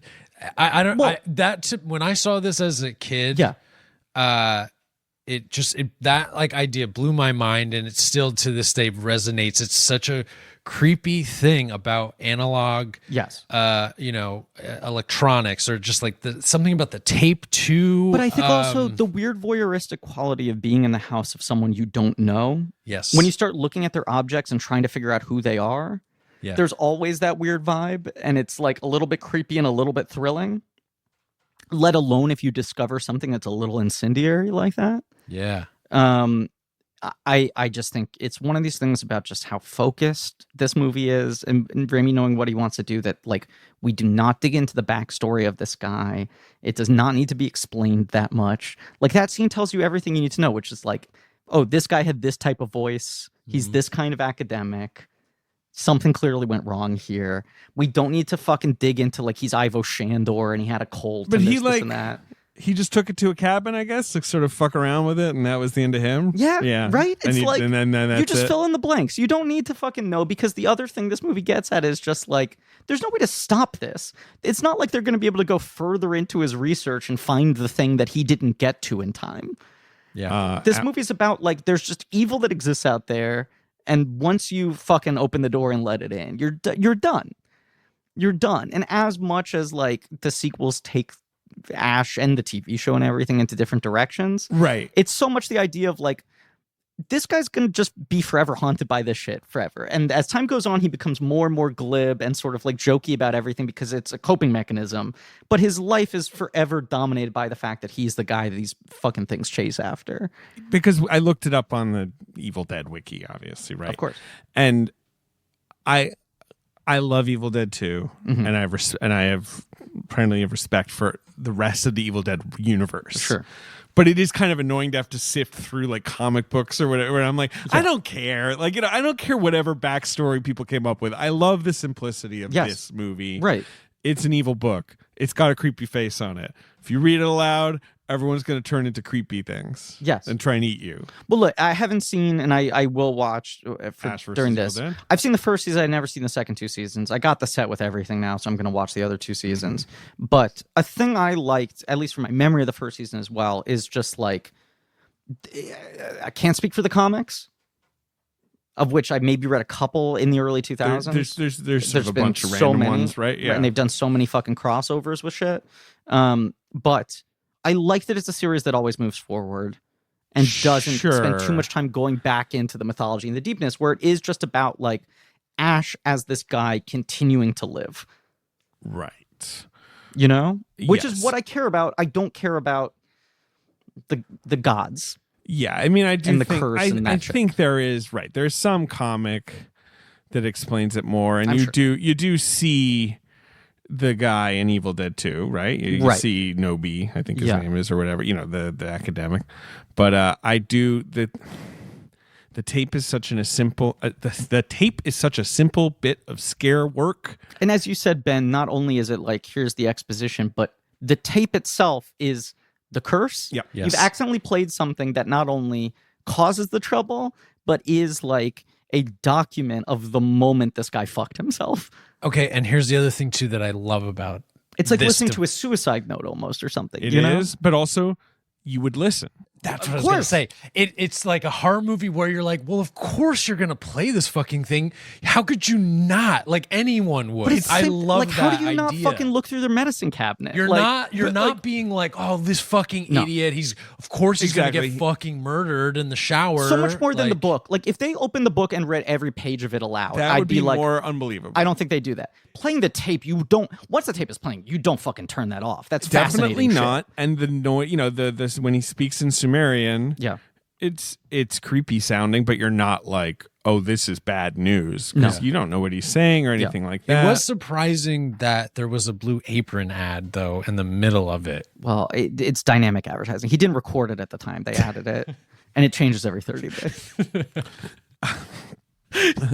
Yeah, there is a Blue Apron. That's what I find weird is that the Blue Apron voice is done by like a sort of disembodied deadite voice. That's the thing I found surprising. Is that they had them do the pre-recorded ads. And losing his damn mind over here. So they play the tape recorder, and I believe that's when the tree branch comes through the window. Sorry, I was just so overeager. I know to get you to were. it. And All the kids leaning in, waiting for Bart to make the joke. Cheryl leaves that night, and that's when she's attacked by the tree. Like that's pretty much the sort of first night, series of events. Yeah. And the tree sequence, yes, like incredibly harrowing. It is. It's just where you can tell this is a real filmmaker. Yes. I guess is the best way to put it. Right. And it's the same with a Halloween or Hills Have Eyes or Texas Chainsaw Massacre or whatever, where you're like, oh yeah, this is like, I like watching some goofy schlocky horror movie from the 70s that never really, but like this is, you're just like, oh, there's so many clever editing choices being made here. This is so involving. This is so difficult. It also just feels like this is actual evil. I'm seeing representation of evil, like pure maliciousness. And I do think, despite, if you get the wrong audience, they might react incorrectly to this sequence. I think like so many sequences like this and similar horror movies of the time are trying to have their cake and eat it too, where they're just like sexual assault is bad, but also look at these boobs. And I don't think there's anything. There's no titillation. About it. No, I don't. I don't think in the way that he is presenting this as a director, there is anything titillating about it. Obviously, there are reasons to not want to watch this and to be intrinsically made uncomfortable by seeing this depicted on screen in any form. Right. But I don't think he is doing it flippantly, which is usually my barometer for like sexual assault in film, which is just like, are you presenting this as an actual traumatic thing versus a plot mechanic, salaciousness, what have you. But it does also like shift the energy when she comes back into the house. She's just sort of like, I can't even explain what happened to me. This isn't like creepy shit happening. This was like such an invasion, Right. That the energy is shifted so hugely from that point on. So the next big thing is he's supposed to drive her away. Right. He's supposed to drive her. The car doesn't work or whatever. The bridge is classic. out. Yeah. She starts to panic. She's like, it's not going to let us leave. He's like, I don't know what you're talking about. Again, this is where I just fucking walk away. But absolutely. Right. Yes. And then like, I mean, the cards, they're playing spades and she starts reading out the cards and then she floats and fucking, right? She floats right then, right? Yeah. Yeah. She levitates and then then we're off to the races. I mean, then it's like, why have you disturbed me? I'm going to eat you, whatever. Right. I'm being flippant about the Evil Dead, but I just feel like it's very simple. There's not a lot to this. You woke them up, shouldn't have. Yeah. They're bad. Yeah. And now they're going to possess all of you. Yeah. And the only way to kill them is chop them up. Right. That's another big statement of intent from Raimi, where it's like, how do you stop these things? You dismember them. Right. There aren't zombie rules. It's not like there's a headshot you can do. No. There's not a stake to the heart. There's not a silver bullet. You have to fucking take them apart is the only shot you got. Right. So he's like throwing down the gauntlet of like, here's how much gore is implicit in the premise of this movie. Yeah. You have to take it to that extreme. Yeah. Their transformation to the design, I love. Yeah. It like all of them turning into these white like kind of clowny. Yeah, clowny and classic, but obviously it's like very bloody and gross and disgusting. These veins. weird contact lenses they have to wear that like They're like glass contact lenses that cover the entire to blind you, they're and blind. like you have to take off right away. Yeah. Basically, They're like blind when they're in them, and they all the people who worked on this movie talked about the phenomenon of prosthetic madness, right, which is like maybe like 5 hours in, you start losing your mind, and like some of that they would capture on camera, right. when it just feels like they're like wild and out of control, and then call cut and go like it's time to get them out, right? But so much of their performances is just physical, right? It's just moving your body in weird ways, Right. When you're possessed, right? Like she's Cheryl does the where she kind of like like David's revolves her rolling head his, around. his head around. I'm trying to think of others. Well, the thing I thought was really funny, Linda was talking about the whole singing thing, right? okay, And that she was in like the makeup all dolled up and then was sort of doing bits on set. Mm-hmm. Like they were trying to figure out the first day of filming, like, how should I move this and that? And then she was Right. doing as you do. This always happens. Instead of someone's wearing a funny thing, you all sort of do bits about it. Right. And they do bits about it because you're trying to like get comfortable and take the, the weirdness out of the room, whatever. So she started like singing in like a Shirley Temple sort of voice doing Cupid doll shit as a bit. right. And all the crew guys were like, that makes me uncomfortable. Stop doing it. Like, Cut it that's out. not funny. And Right. her and Raimi look at each other and they're like, that's interesting. That they're that reacting got that such way. a visceral response. We had been rehearsing this where you were playing more menacing, Right. and that scared them less than you playing cute in that makeup. So then they were like, that's the thing. You're fucking doing that. Right. Everything is like weird little child star. Which is creepy. Yep. Can't deny it. Weird Nope. sing-songy voice, creepy. What else? So she goes crazy. She stabs Linda Right. with a pencil. She throws Ash, and they knock her into the cellar and lock her inside. And she keeps popping up, being like, "Rah, rah, rah, rah." The pencil's such a simple gag, but just so upsetting and visceral. Yeah, nasty. Especially because like it could happen to you. I don't know. Yeah, yes. Yeah.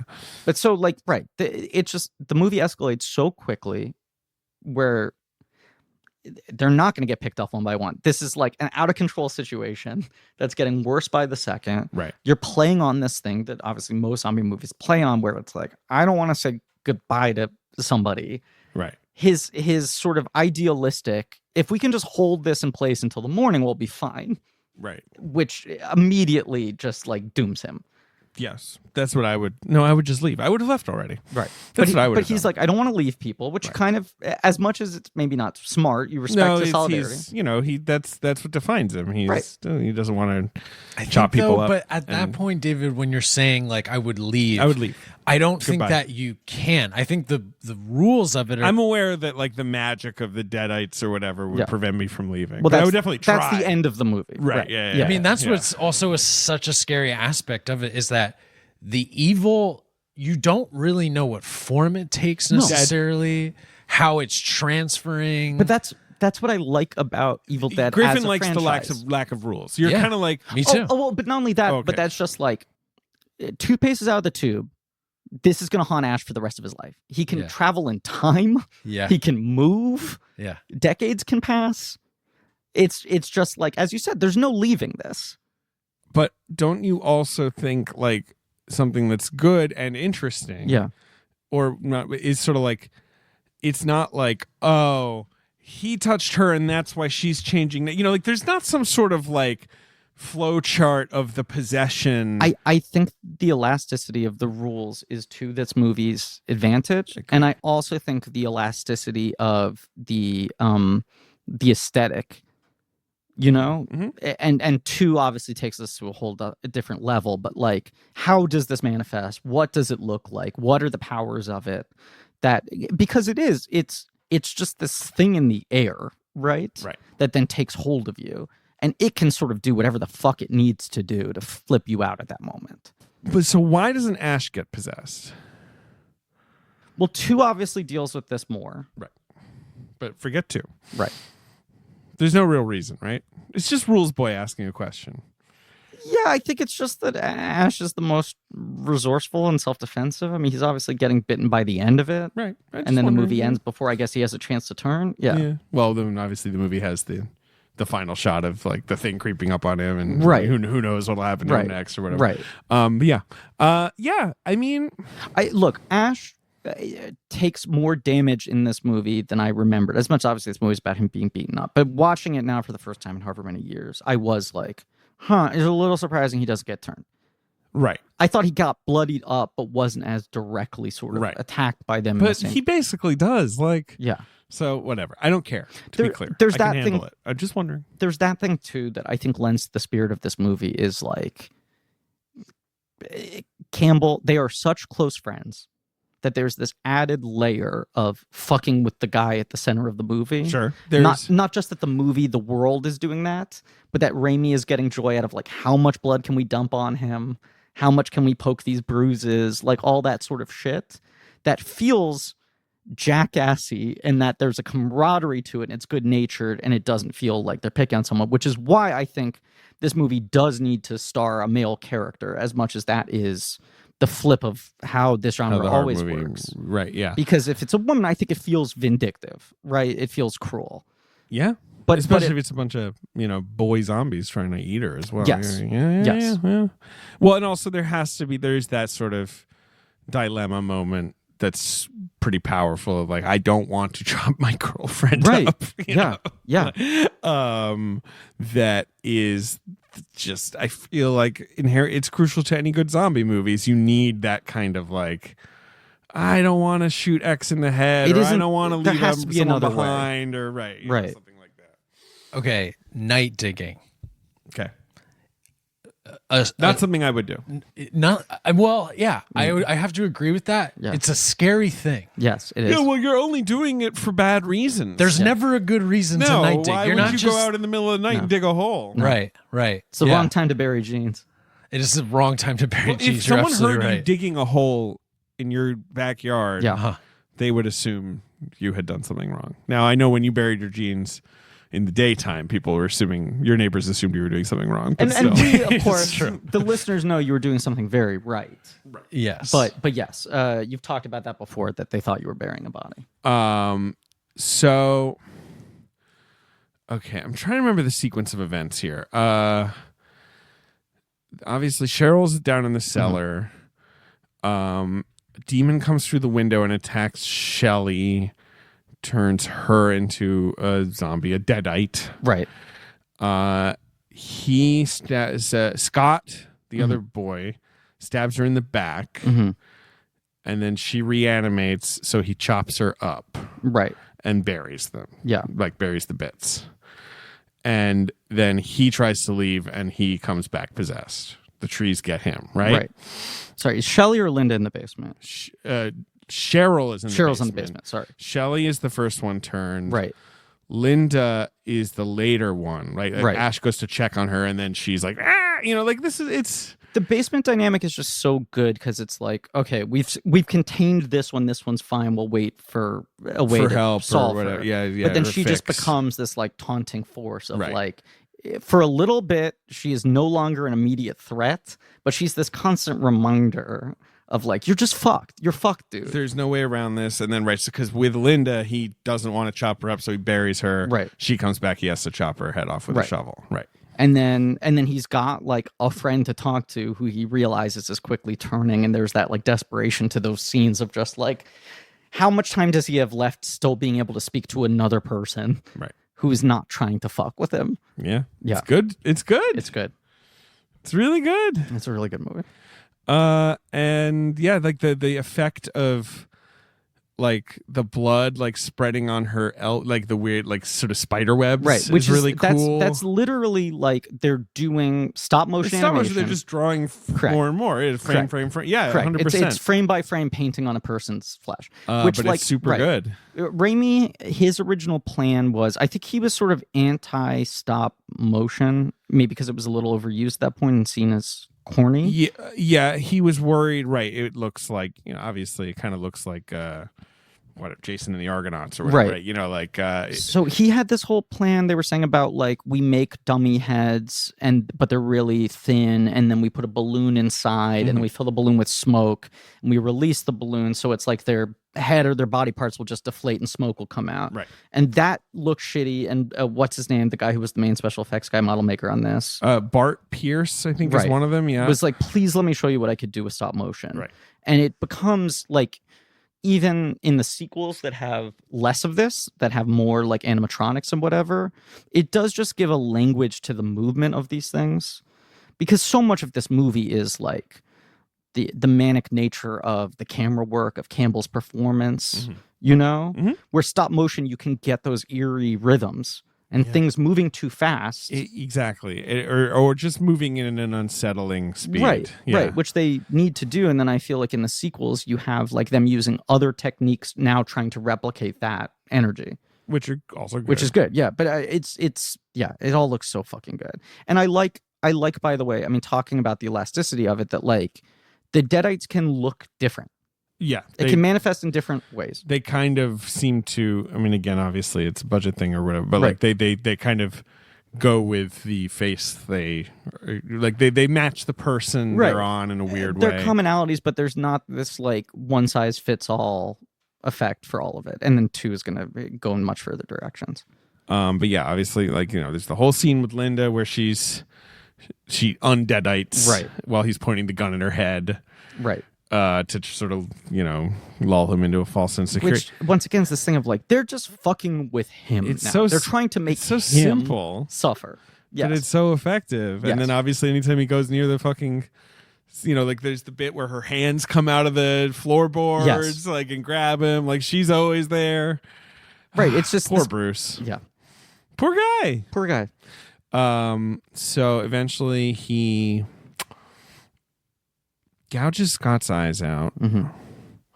He shoots Cheryl. He we mentioned, you know, he chops Linda's head off with a shovel.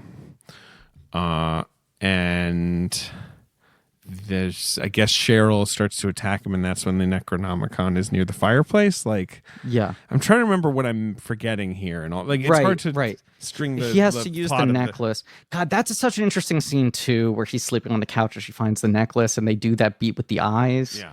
Where it's like an entirely cute scene that they shoot like a horror movie. Those weird eye close-ups where she's trying to check the box without him waking up. But yes, he has to use this fucking necklace he bought to fish the book out. Yeah. And they're like chowing down on him. It's getting worse by the second. Yeah. The book is just out of reach. Can he get it into the fire? Will that end everything? Would you just burn the book right away? It's such a cool looking book, though. I know, it'd be a I shame. feel rude. I'm such a burning it. collector. I'm like, Yeah. Because it could have occurred to them earlier, like, oh Yes. shit, the book is the problem. Throw it in the fire. right. Yeah. I mean, obviously, one of the great moments in Hereditary where she's like, that'll do it, and then it just sets him on fire, which Right. is such a good reversal of that, I Yes. think. Yeah. Yeah. But go on. Spoilers. No, for Direct. I mean, I'm with you, Yeah. David. I'd keep the book too. Yeah. I would at least. Good book. It's just that craftsmanship I with the know. weird eye and all that. Yeah. Yeah. David, Merchandise Spotlight, did you ever have the book editions of this? No. Okay. So that I was have like, a fairly boring looking 4K edition of it. yeah. Like, Yeah. no steel, no Right. fancy. Yeah, no. I now have the third 4K edition of this, which is the Groovy collection, Hey. which is this and 2 and all of Ash vs. Evil Dead, not Army of Darkness, because Universal has that one only. Right. But then that's the first collection that has all the special features from the DVDs of Evil Dead 1 specifically, which were never upscaled for high def. Right. So there's the extra DVD that set has. That, Sure. Whatever. No. I mean, it's fine. It's just, it's not insulting, but it is funny how Yes. they just know they can wring more money They just out know of they it. can. Out of It the was an fans, Anchor Bay yeah. thing forever, and then has Lionsgate has had them now. But Anchor Bay in, I guess, the early 2000s did like, we're releasing the movie in the Book of the Dead. I remember that. You can buy the Book of the Dead replica. And then did the same thing for Evil Dead 2 with the new book for that. Yeah. I think that one added a sound chip so you could like push the eye of the book and it would scream. And it was like the coolest DVD packaging ever that was notorious for just decomposing. Oh, really? Because That's it was funny. like they almost made it out of the same things that you would have made the prop out of. Sure. Like it was like rubber with padding and like foam inside of it. Yeah. This DVD is now $181 on Amazon if you want it. Look, it's very expensive because there are very few of them that are still like intact. It was like the second you took it out of the package and it hit air. I mean, we've sometimes joked about these things before, but when you look up like old film props and they look terrifying because they've just decomposed, the DVD's decomposed in that way. Right. Interesting. And it was such a shame because they like fully replicated the pages inside the book. It was so cool to have and leaf through. Yeah. And then you'd get to a point where you're just like, I got this like smelling rotty thing on my shelf. Huh. This movie has such a good poster. Obviously, everything about it. The hand grabbing her, but then the sort of secondary image that becomes the kind of iconic image of Ash with the chainsaw covered in blood. Oh, sure. Sort of lunging. Yeah.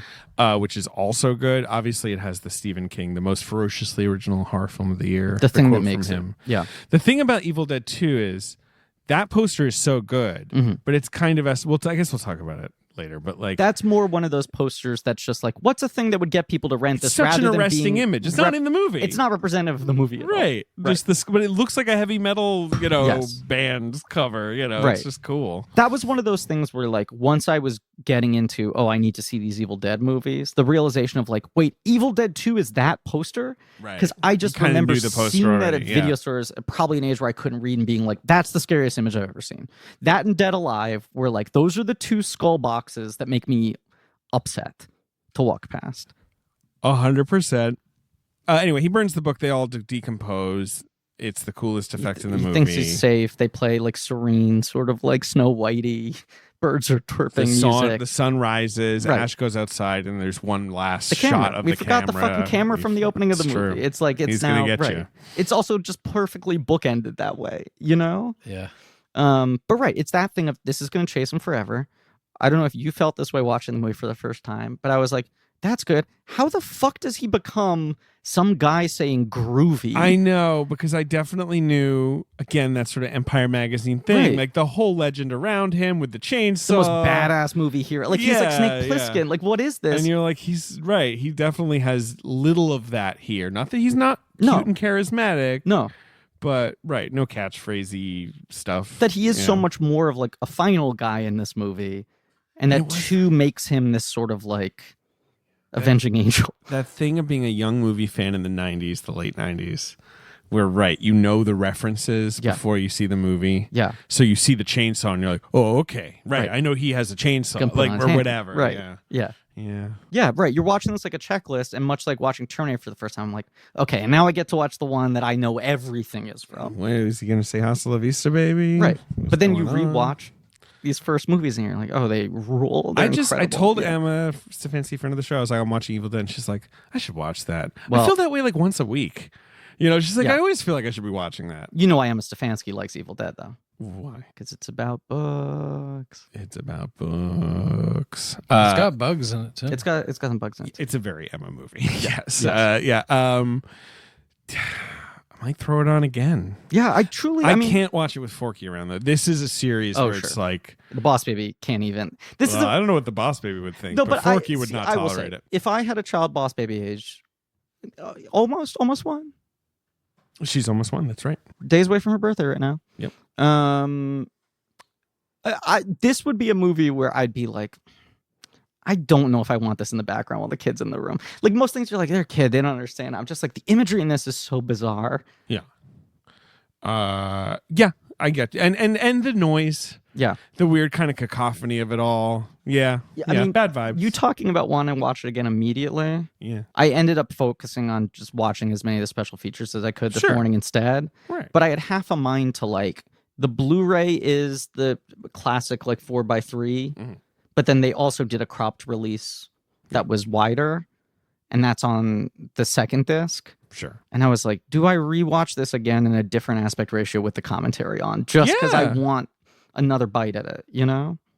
You might just have. I might do it tonight. I might do it before Evil Dead 2. I'm just like, I'm in it. I'm enjoying this franchise again and rediscovering how much I fucking love it. And just immediately upon starting this, I was like, oh, this movie's better than I remember it being, don't and I forget- forgot that I loved these. You have to finish China Girl. That thing's David, a I fucking know. slog. David, I know. I know. We put a lot into this week, and I also agreed to do 2 other podcasts this week. What's and the there's other a one? TV show. I don't want to say what it is. Spoilers. I'll tell you off mic. I know. But yes, no, I'm one into China Girl. I'm gonna bite him off. So you've met Puss. Look, I mean, we've already talked about it. Look, we've already talked about it. Jesus, what a guy. Have you met Puss? Yeah, he fucking sucks. Anyway, weird show. Yes, no, I appreciate that you're into the evil. Maybe I'll watch Ash versus Evil. I'm definitely like with you in terms of like, I do love the vibe. Like, I do just kind of want to be in this vibe. Yeah, and I'm that was so one of those... looking forward to seeing Evil Dead 2 again. Which yes. is I'm obviously so a huge excited. favorite. Right. But no, I watched the first season. And I didn't keep up with it largely because it was one of those things where it's like it's only streamable on Stars or whatever. I feel like it took a while to be watchable anywhere else, and I'm just so bad at keeping up with TV. But it was one of those things where when it premiered, I was like, this feels like one of those things we think we want until we watch it. Right. And then when I watched it, I was like, no, this is pretty good. And it's kind of a cool continuation of it. There's obviously we'll talk about this more in future episodes, but like post Army of Darkness, there was such a thing for so long of like, do they come back and do a 4th one? Does Ash get put into something else like Freddy versus Jason versus Ash, or do they remake it? And it was always this like ping pong going back and forth of like, Evil Dead can't stay dead forever, but what is it now? So I've never seen the remake. I have. Is it a remake or a sequel, or like what's the vibe of it again? Weird. I mean, we're debating whether or not to do a bonus on it. Right. Is it one of those sort of like reboot / continuation deals where it can kind of function as both? Like it's sort of I thought it was just totally disconnected. I saw it too. Yeah. I'd say it's sort of the latter. It feels like it's very much its own thing. Yeah. And then they put like an egregious Bruce Campbell end credits thing in there. Oh, that feels like they do it just for the sake of saying this movie doesn't negate and he the goes other like thing. Groovy. Literally. Yeah, right. He like picks up a book, the camera tilts up, he says groovy, and it feels disconnected. And their whole thing was like, we don't want the existence of this movie to preclude the possibility of bringing Ash back. And maybe we're working towards like these forces terrorizing this new group of people are the same forces that Ash has been fighting. It's not just a remake, and he could team up with Jane Levy at some point. Right. Well, look, I remember liking that movie less than most people. I think everyone had their knives up being like, why the fuck would they remake this? And then when it came out, people were kind of pleasantly surprised. People liked how gross it was, right? It's got really insane it is makeup. It is soaking wet. Right. With And blood. like Fede Alvarez is pretty solid. Jane Levy's good. Like there's a good hook to it. Mm-hmm. There's like one really good plot hook to it where you're like, oh, that's enough of a reason to remake it. They're now doing another one, which is going to be on HBO Max this year. Yeah. They're doing Evil Dead Rise. Okay. That's like a high rise. It sounds sort of like they're doing The Raid, but with Evil Dead. So rather than it being a cabin in the woods, it now happens in a building. I don't know how I feel about fucking know. But it's a weird, like, they do that. They thought they were building towards a sequel where they connect that movie to the universe of Ash. Then they do the Ash TV show. Sure. It has 3 seasons. Then some more years pass, and they're like, we're going to make another movie that's sort of more in the remake vein where it's new people without Ash. Right. It's a weird franchise. It is. The thing with a Bruce Campbell, and I love the man. Yeah. You know, this is going to sound mean. He will show up and say groovy for you if you want him to. Absolutely. The man is not a hard sell on that stuff. So like there's not that sort of sanctity around this franchise. No. And I also think like the idea of looping Ash into a new generation thing is like, I think what they liked about the remake is like, we can go back to this just being nasty and visceral again. 100%. At this point, Bruce Campbell has to have his tongue it's going to be lighthearted if he's involved, right. But what if there was like a movie where like he's kind of older, he's a little grizzled, and he's got kind of a distant look in his eye, but then people find him in the middle of the movie or maybe in last act, and they're like, Were you there in the cabin? So the season, and they go back to the cabin, or no? What? The thing I like about the first season of Ash versus Evil Dead is I remember it sort of parodying those tropes. That's good. That sounds funny. Yeah. Okay. Right. Yeah. I've never seen it, but I remember being told it's also super gory. Yeah. Like has a lot of fun with. Yeah, but is it more in line with this where gory. It's like goofy gory? Yes, exactly. David. Yeah. Winter hibernation may be behind us. That's what this ad copy says, but it doesn't necessarily apply to me. The thing is, a good night's sleep is always in season. Doesn't matter if it's spring. Doesn't matter if Mother Nature is tickling your nose awake with the smell of fresh blooms. Great. You nailed that. Thank you. You were like, what happens in spring? Blooms. You're right. The blooms. The nose tickle of the bloom. You deserve the best rest, David. And Brooklyn has your comfort covered with a lineup of cozy essentials made for relaxation. Yes. Brooklyn, and look, we love them. They're longtime fans of the show. We're longtime fans of them. Friends. I'd call them friends. I'd say Rich They're and good Vicky friends. Fulop are two of my closest friends. Their sheets were inspired by the dreaminess of hotel bedding to help you get your best rest right Yes. at home. Yes. There's no late checkout required. They work directly with suppliers. Brooklyn cuts out the markups, passes those savings back to the customers. You're getting these great products at a reasonable cost. Okay? A lot of patterns, a lot of comfort. I mean, obviously, they got the best-selling Luxe sheets. That's a perfect place to start. Very soft feel, buttery finish. But look, we're all kitted out in Brooklyn all the time. I'm wearing their lounge pants right now. Same. I use Brooklyn towels personally. Same. It's a very nice collection of comforting things at Brooklyn that we've amassed over the years. David. Yeah. You are, of course, a doggy daddy. True. Father to the boss baby. Recently turned 1 year old. Right. Sleep must not be very valuable to you these days. What do you mean? Sleep is so valuable to me. Well, then it must benefit you to have nice Brooklyn sheets for when It you do sure- get those hours of shut-eye. It sure does. It absolutely does. Look. What a wrong assumption I made. I just feel like new parents always talk about how well they sleep. Well, listen. For a limited time, Brooklyn is offering a free gift with purchase. And if you miss out, you can use promo code blank anytime for $20 off your purchase of $100 or more at brooklinen.com. That's BROOKLINEN.com, promo code blank. Head to brooklinen.com for your free gift with purchase today.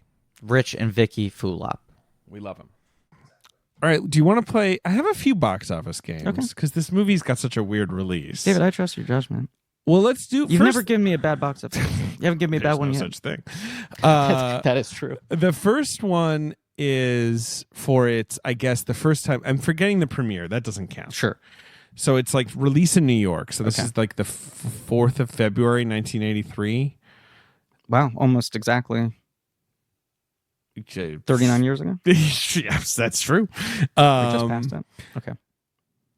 So let's do this one. Obviously, Evil Dead is not on the. It's making like $100,000, I think. Okay. You know, but number one is a comedy. It's my mother's birthday. Okay. 1982. That has been out. Wait, is it 82 or 83? Oh, sorry. This comedy came out December 82. Gotcha. It's an Oscar player. It's a huge hit. Or I think it was. Tootsie?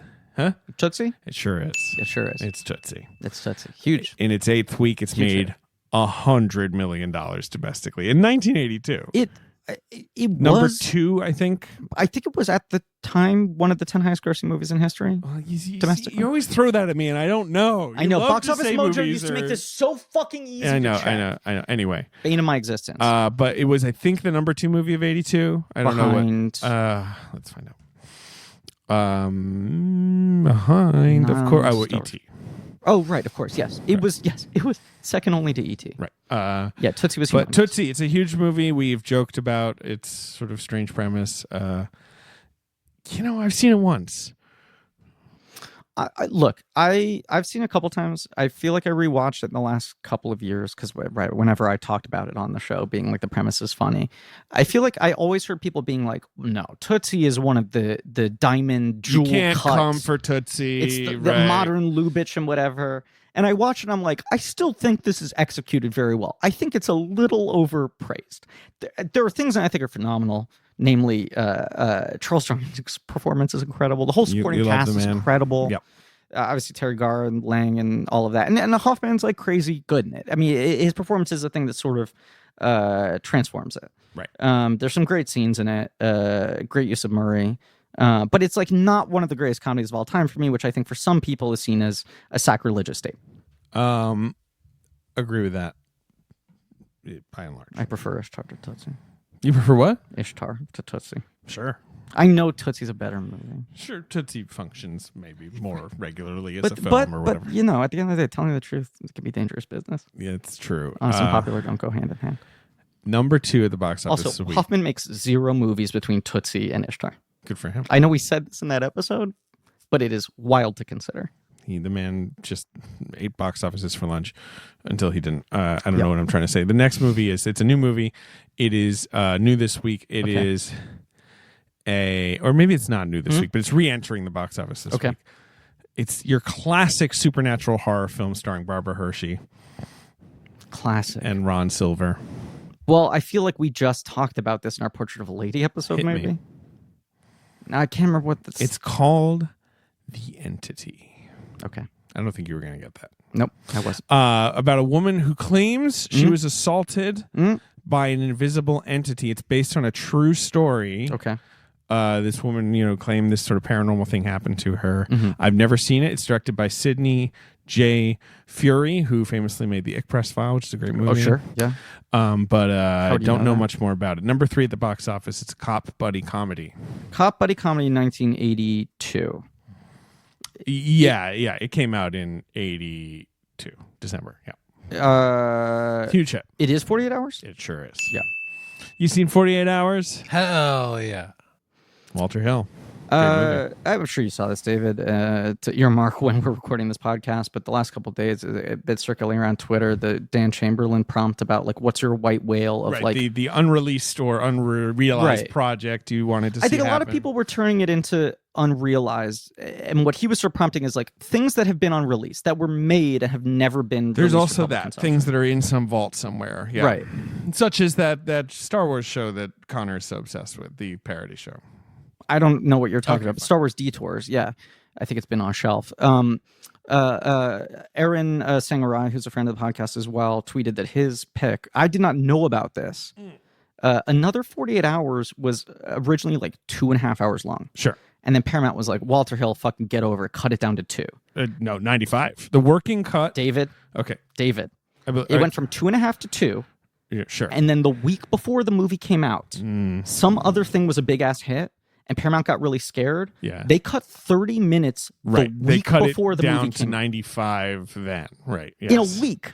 And apparently that's why the movie makes no sense. It's because of Total Recall? Yes, correct. Total Recall had the biggest opening weekend of all time. And they were so stressed out by that they were like, this thing we have to get in multiple showings a day. Right. Just to make money. So there's 30 minutes cut wantonly in what you have to imagine is 48 hours, truly, if there was time to get new prints made. It's not like they could just upload a new Cats cut. Yeah, but the boys were back in town. You can't deny that. It's just the supporting cast of that movie is I have 0 lines in the film and I was the no third one lead. says 48 hours in the final cut. They never they established cut that out. the clock, which was written into the movie. All these things. I'm fascinated by that. But the original 48 Hours fucks. It is. It's a movie that you couldn't make now, when you watch it, but it is so good. It's a classic Walter Hill. But it makes me wonder, did they make it a second time and we've just never seen it? Possibly. Walter Hill's a good director. He directed both.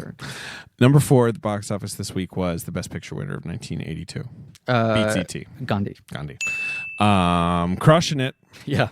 And number 5 is a fucking phenomenal fucking movie that I love so much from one of your favorite directors. It's my favorite performance from this actor. It's just the kind of movie I can eat all day. Is it a Lumet? David's nodding solemnly. Sure is. It's not. It's a showcase for an actor. One of the greats. It's Jesus Christ. Why am I blanking on it? It's the Paul Newman movie. It is. And it is called The Verdict. Thank you. You're welcome. I kept on. My mind was going to Accused. Yeah. Well, and the client. Yeah. Right. Yes, The Verdict is lawyer movies is a fucking great movie. Incredible movie, incredible performance, The Verdict. But let's move along, as well, just to this, to the wider weekend. Just because this is a weird one, sure, and because there are two. So this is the 15th of April, 1983. I'm just the people are on the fucking Blank Check subreddit are going to be doing the Vince McMahon meme with no guest, 2 box office games. Well, one thing I want to note about this box office game, Ben does bit pretending like thing from movie is actually happening during record. Sorry, go on. Is that Tootsie and Gandhi are still in the top 5. Top 5. Well, yeah. Now in their 18th and 19th weeks. So they're hanging Best around. Picture used to be a kingmaker. Absolutely. If you were already a hit, you became a mega hit. People if you will weren't get a hit, to you. you became a blockbuster. You get to play for 6 more months and people will get to you. 6 more months, yes. But number 1, Okay. it's a Western, and it stars an action star, a junkie action star of the 80s. I don't think you'll know this movie. Is it a Chuck Norris? It is. Okay. Is it called Too Hot to Handle? It's called Lone Wolf McQuade. I do know that title, and I'm actually embarrassed I didn't get it. David Carradine. Yeah, I know. is I the mean, I know it as like co-star. a reference. Right. Yeah. Okay. Same. You've Lone also Wolf got Robert Beltran. You've got William Sanderson. I don't know. Kane Hodder apparently plays a goon in this movie. Anyway, Lone Wolf McQuade, baby. Lone Wolf McQuade, baby. J.J. McQuade is a former Marine and Texan Ranger who prefers to work alone and carries a .44 Magnum revolver. Wow. Okay. He lives in an old rundown house in the middle of nowhere with a pet wolf. Get the fuck out of here. This movie sounds stupid. I'm reading this cold. Well, no, I think Ben and I agree. There's It a lot of good sounds ideas here. There's some interesting good. stuff. There's some interesting elements at play. Yeah. Pet wolf. Yeah, It no, just feels like Norris is like, I should have pet wolf in the next one. They're like, well, wolves aren't really okay. Yeah, you know what? Fine, we'll get a wolf. Sure. Well, I got a Chuck Norris fact for you. Some people have dogs for pets. Chuck Norris has a wolf for a pet. Exactly. Isn't that funny? Isn't that random? Number 2 at this wider release Isn't that random? is a surprise smash hit, I would say. Okay. From a Hmm? from a director who I would argue for, but is kind of one of those directors with a mixed reputation. He's actually got a movie coming out this year. Really? He does. Is it an Adrian Lyne? It's an Adrian Lyne Had to be. film. Is it Flashdance? It's Flashdance. Yeah, it had to be. Which I think is sort of the like when this comes Junkie. out, critics are like, this is trash. Right. Obviously, Jennifer Beals is not a star. Right. And it burns up. It's a sensation. The soundtrack sells 1 billion copies. Yes. Like everyone's got to see it, right? Right. Yeah, I know. I think critics had disdain of like, this is what people are paying to go see. Right. And then he weirdly kind of becomes a critic's favorite director. I guess it takes a while. But people were sort of like, he's the best at this sort of elevated junk. Absolutely. And then number 5. Number so 5? Tootsie, Gandhi. Number 5 of the box office. Teen drama. Teen drama. Is it Talk to Me? No. Is What's the movie that? called Listen to Me? No. That's like Roy Scheider and C. Thomas Howell and like 5 teen actors. I don't know. I was just trying to think No, of this serious is movie starring teens. I think it's called Listen to Me. This is from one of the greatest directors in the history of cinema. It's Outsiders? It's The Outsiders. Okay. Matt Dillon, Tom Cruise, Patrick Swayze, Rob Lowe, Diane Lane, Emilio Estevez, C. Thomas Howell. I'm a Rumblefish Ralph guy Macchio. myself. Oh, you're a Rumble. I mean, Ben, yes. I love Rumblefish. I loved all those books when I was a kid. I don't know about you. I read all those S.E. Hinton I books. didn't. I Loved just saw the movie. Yeah, they were great. I've read them as well, David. Don't know why. They literally couldn't have been less about my experience as a teen kid. I was like, well, I'm not some youth with like a grease, and like a comb in my pocket who's always getting in rumbles or whatever. But isn't that the story? I mean, that was like the first of the movies that Coppola was like recutting, or I guess after American Apocalypse Redux, right? Right. But that his granddaughter was in school and she was being assigned outsiders. Like decades later, it was still the perennial. And she was like, Grandpa, why aren't all these things from the book in the movie? Like, all my friends are trying to watch the movie so they don't have to read the book and it's missing things. And so then he recut it and was like, I put everything back in. It's the whole novel. Stay cool, Soda Pop. Outsiders, the complete novel. Stay Golden Pony Boy. Stay Golden Pony Boy, all that. Yeah. So those are 2 top 5s for you. Wow. That's what the industry looks like back then. Sure is a time. Yeah. Yep. Yeah. That's Wait a second. that's the news. What's up? I'm saying something weird in the blank check Reddit here. People are reacting to the announcement of our next miniseries, Late Rob Reiner. Only the 2010s. Ben, is there any chance that tape you played didn't just announce a miniseries, it announced a cursed miniseries? Oh shit! What have I unleashed You have upon to us? chop it up. Apparently, Burn we've it. already released the episode on Story of Us. It's out there with guest Alex Jones? Oh, no. No, come on now. Delete it! We have to delete this from the feed! All right. I'm going to chop up this tape machine. Yeah.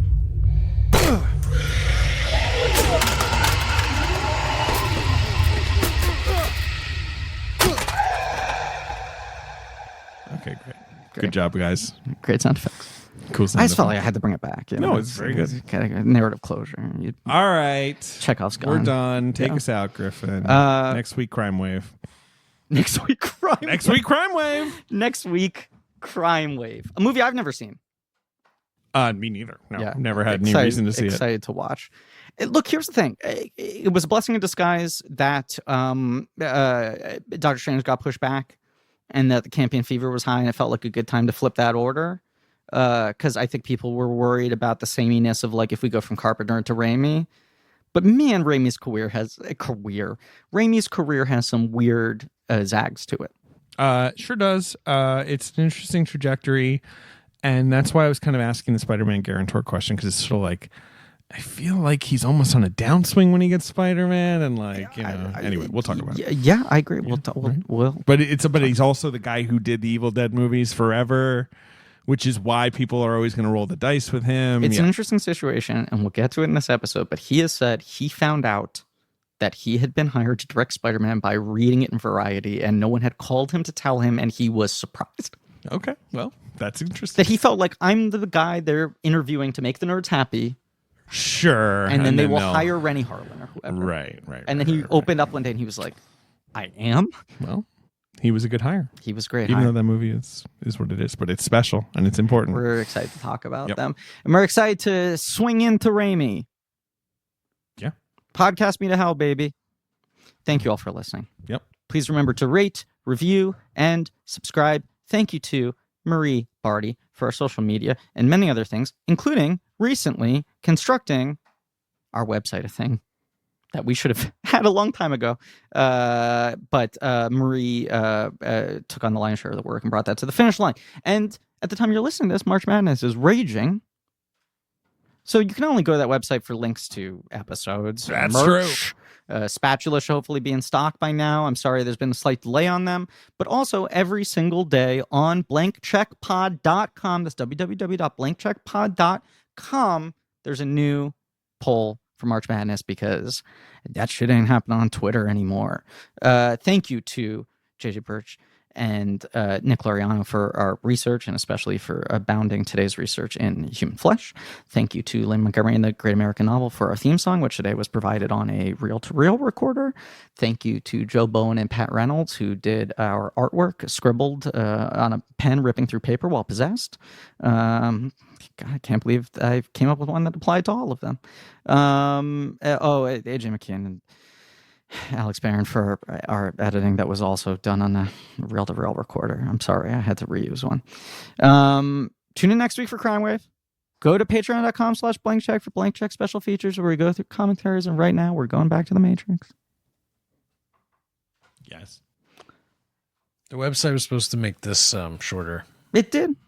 I know you don't think it did, but it did. Okay. I really think it did. Good. And as always, I just want to stumble one last time for Pod Media Broadcast. David's making a stinky poo-poo fit.